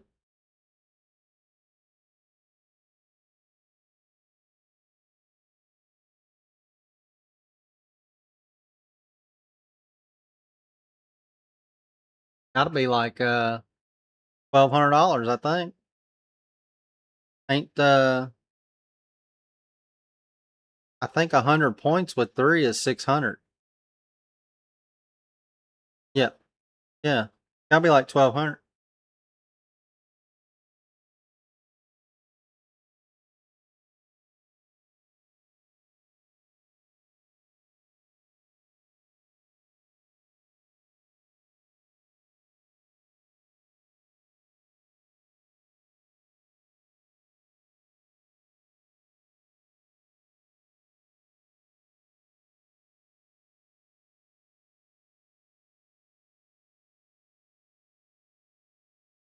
That's awesome.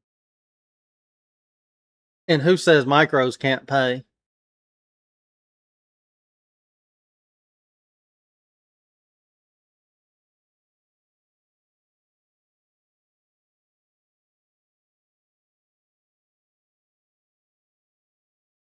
That means you held through that pullback and everything right there.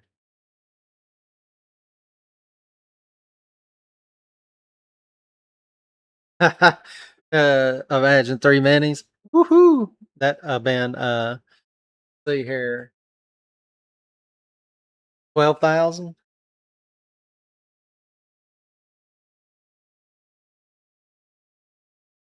Dang, I should have took that trade with my minis. 12,000.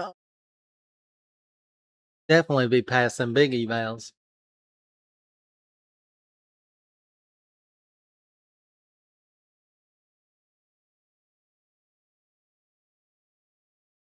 Look, now it's gonna go to 30,045.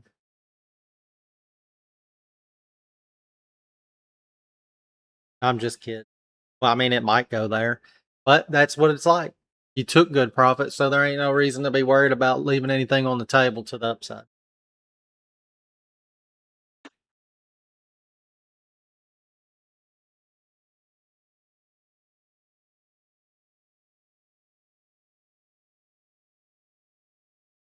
They didn't sweep my stop. I had my stop down at 29K.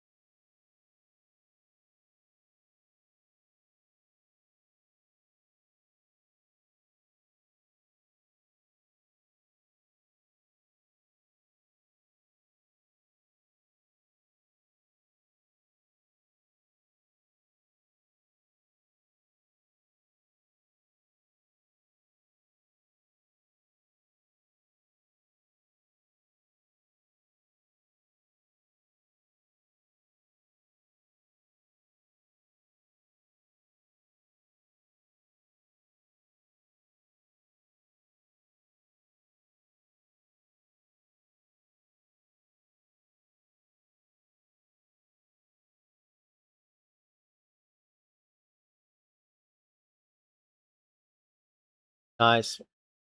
Have a great weekend, Remod. Take that win into the weekend. Have a great time. Celebrate a little bit. And then we'll see you back same place, same time Monday. Have a great one.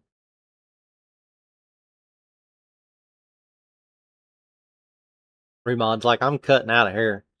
I done locked in on the funded piece.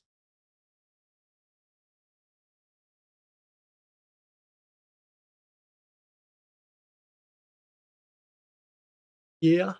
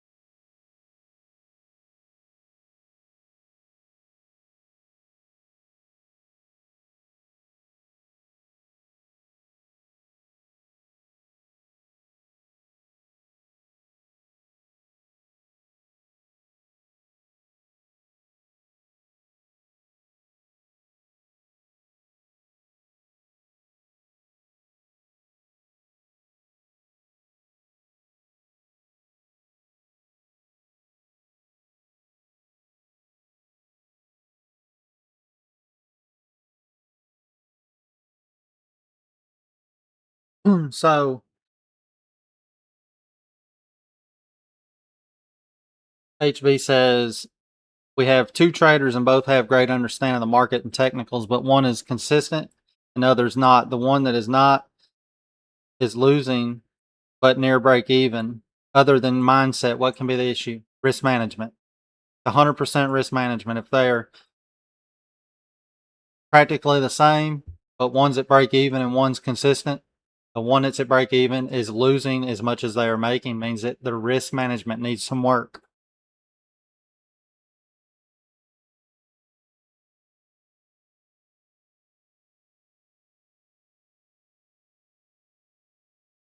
Or that would be the first thing to look at.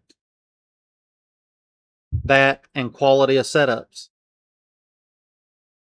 They could both be the same, but one's only taking A minus, A plus setups. Trader number two might be taking C plus trades, B minus, B plus. I mean, I don't know, but risk management.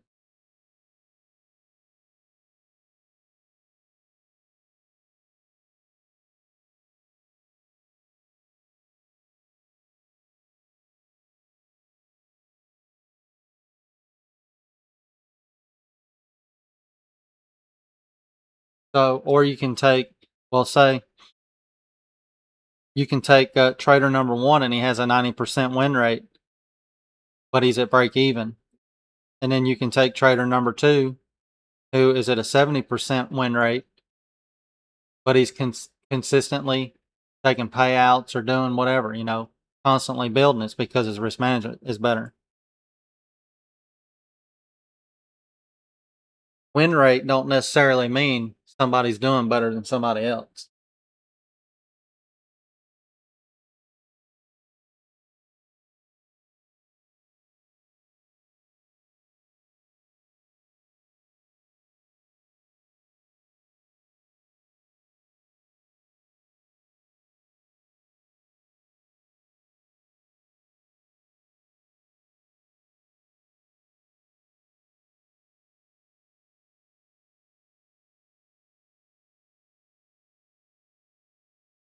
The real factor with all that, though, I appreciate that, HB, but the real factor with all that is risk management is directly tied to mindset. Because as soon as you let your emotions get involved, you make stupid decisions. Stupid decisions lead to poor risk management.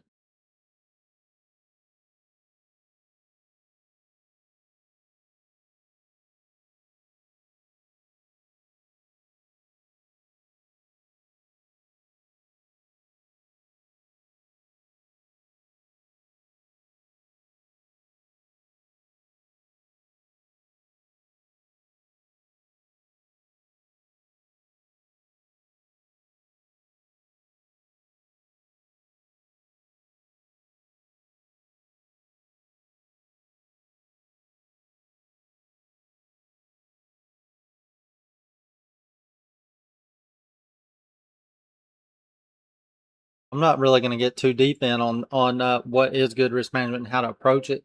I got too much information out there about such thing. But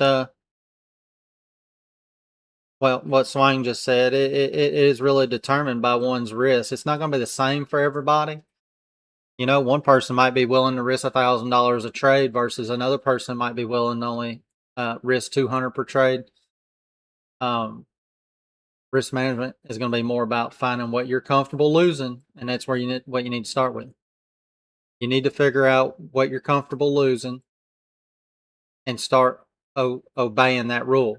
I'm only going to lose this much per trade, regardless of the situation. If it gets there, I'm done. If it gets there, I'm done. If it gets there, I'm done. If it gets there, I'm done. And once you do that enough times, muscle memory will be like, all right, I'm done right there.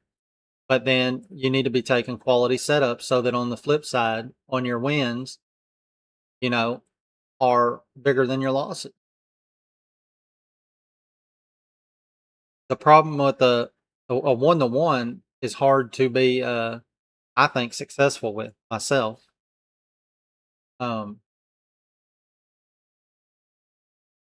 That's more of a break even mechanism for me.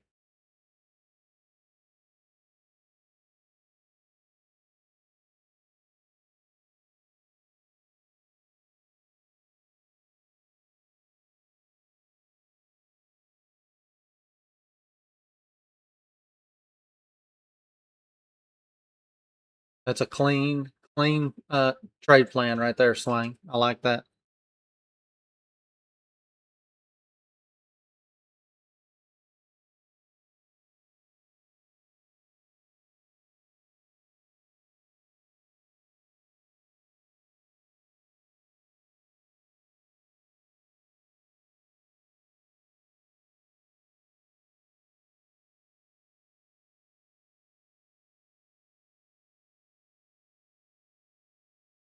Yeah, come on.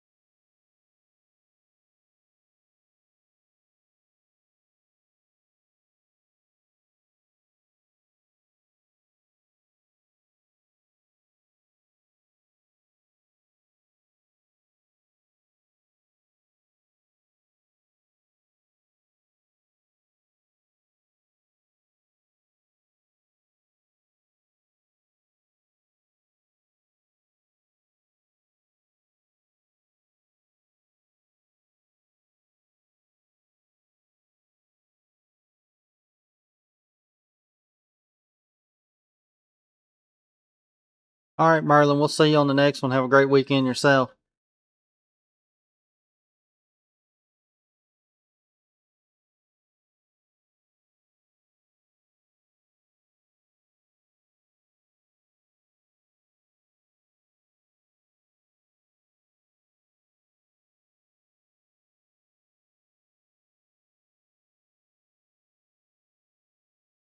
Uh, I guess a good example of that would be when Remod was in here earlier talking about that trade he took.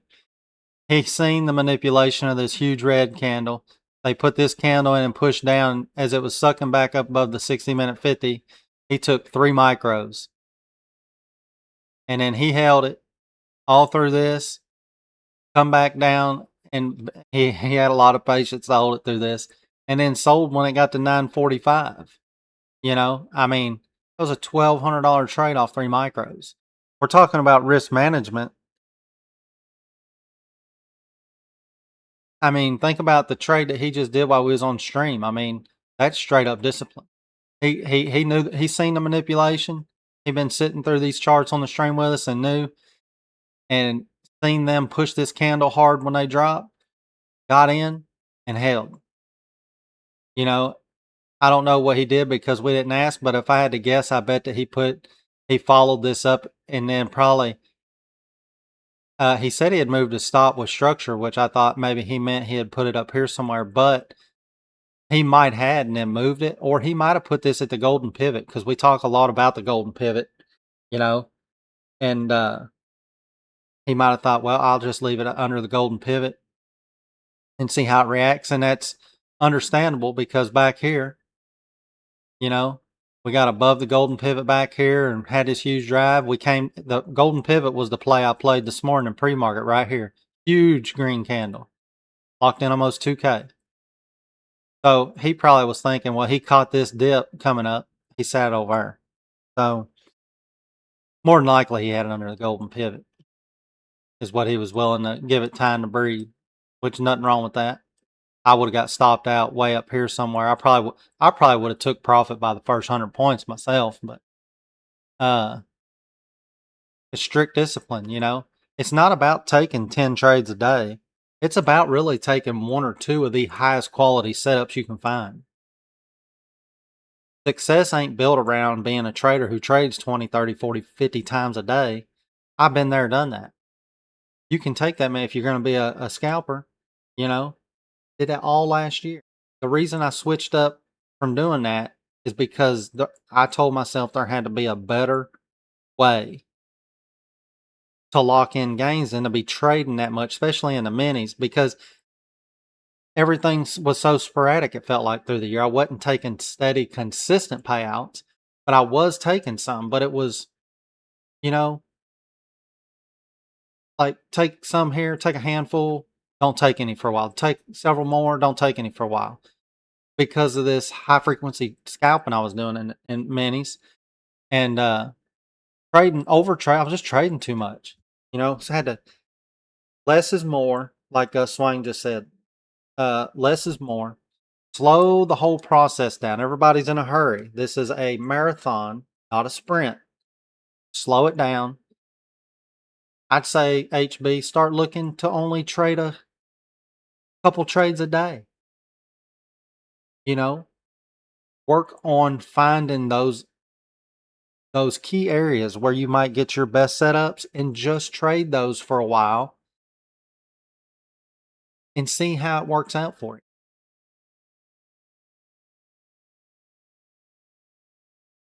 I mean, yeah, there's others. I could have shorted this here. I thought about shorting this in one of them 250K evals.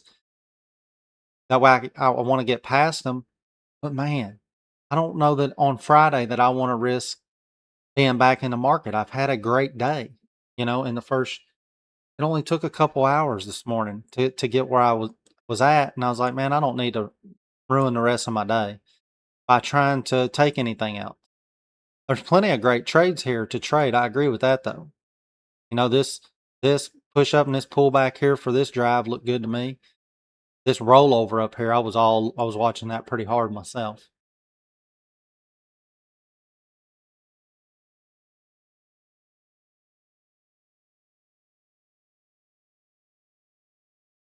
It's better to learn it now than later.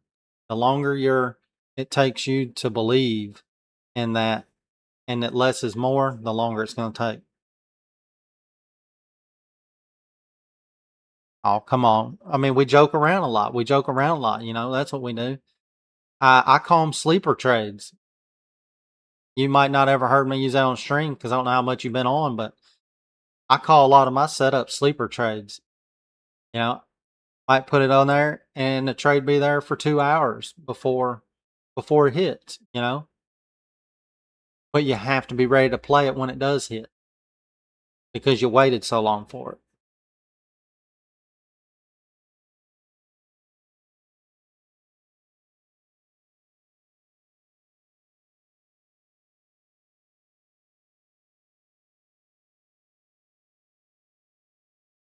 Yeah, those are my worst days too, Swang, more than likely.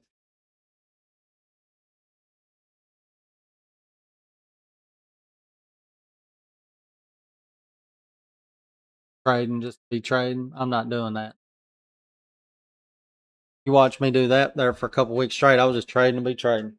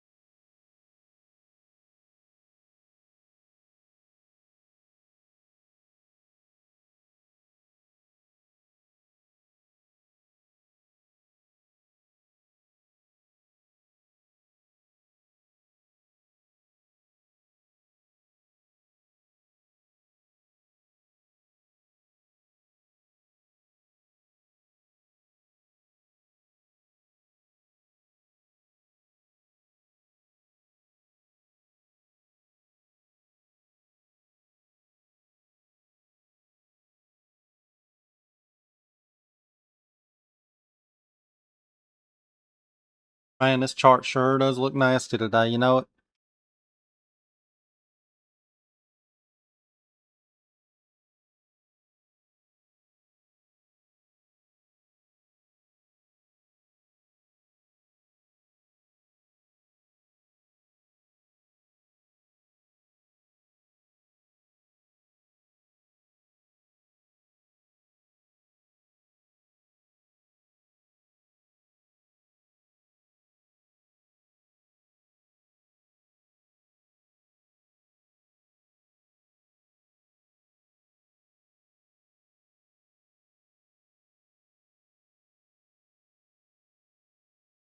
I like the 5-minute chart and up, 5-minute, 15, and all that, the 30-minute. It all looks so rough. A lot of wicks.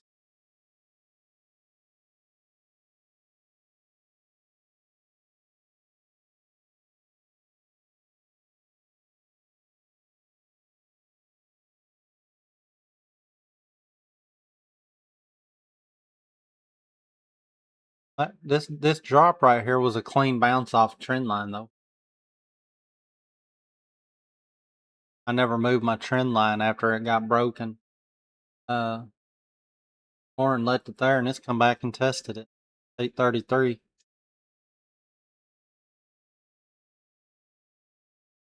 Done moved up 100 points off trend line. Trend line up 100.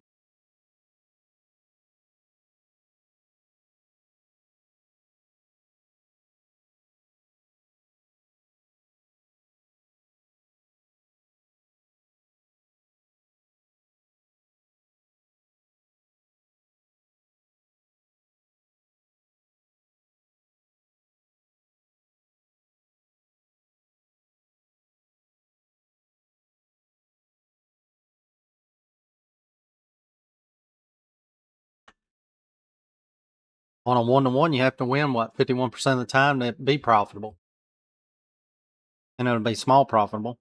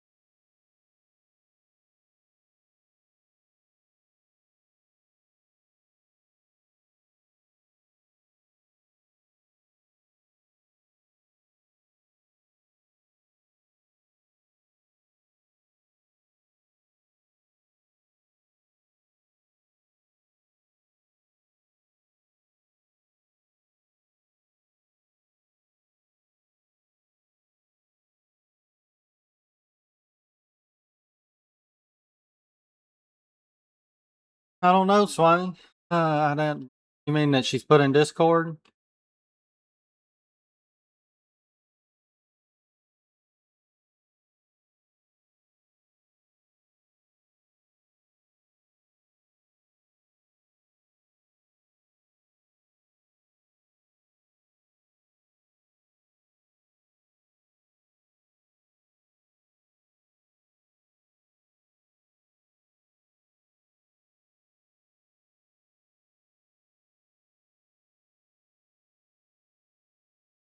Here goes one that I found. Pull this over.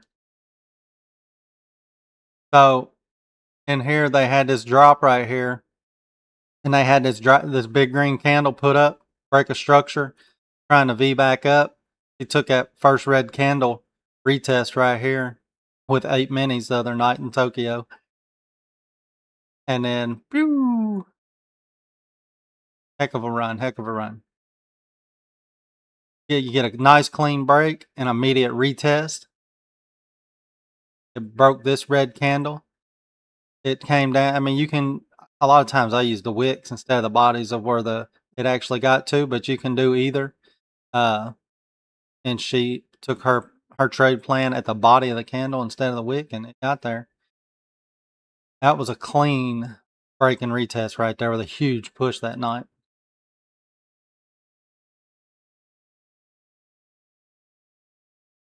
Uh,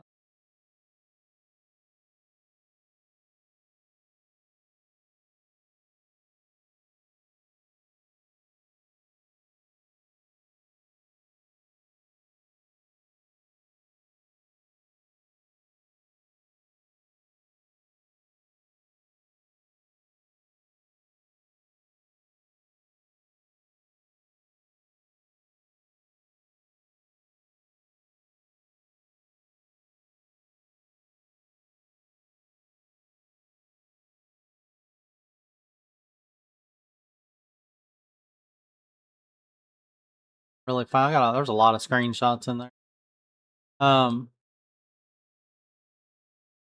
Now we have all kinds of setups in the toolbox. HB. I'm not set in stone on one style or one particular setup myself.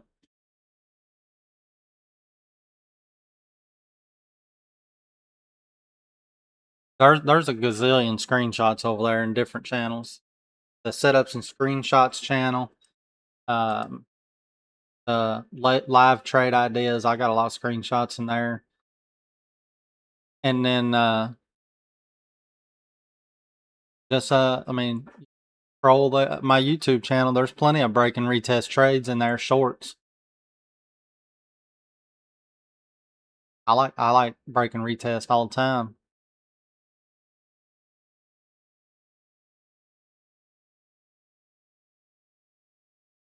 She probably didn't have a stop on there. If she did, it was just not in the picture. She zooms in on them screenshots and don't take like I try to take mine of like the whole chart, including the indicator. I couldn't tell you because it's not showing a picture, but she only screenshotted from her entry. If she did have a stop, it was probably at the low of that candle.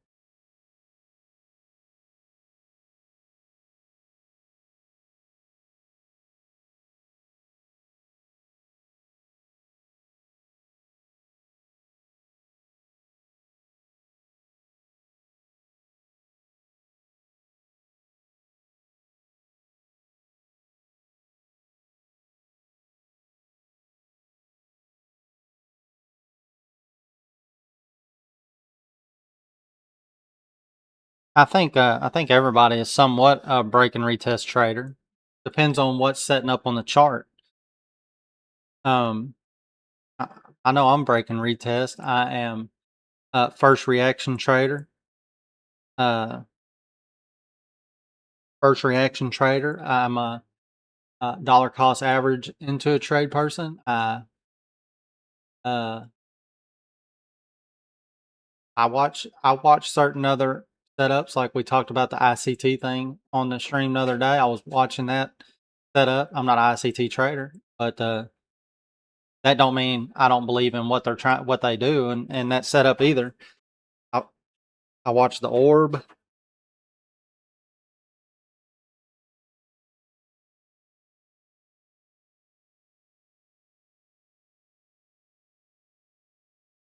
I like first reaction plays, especially in a bull trend.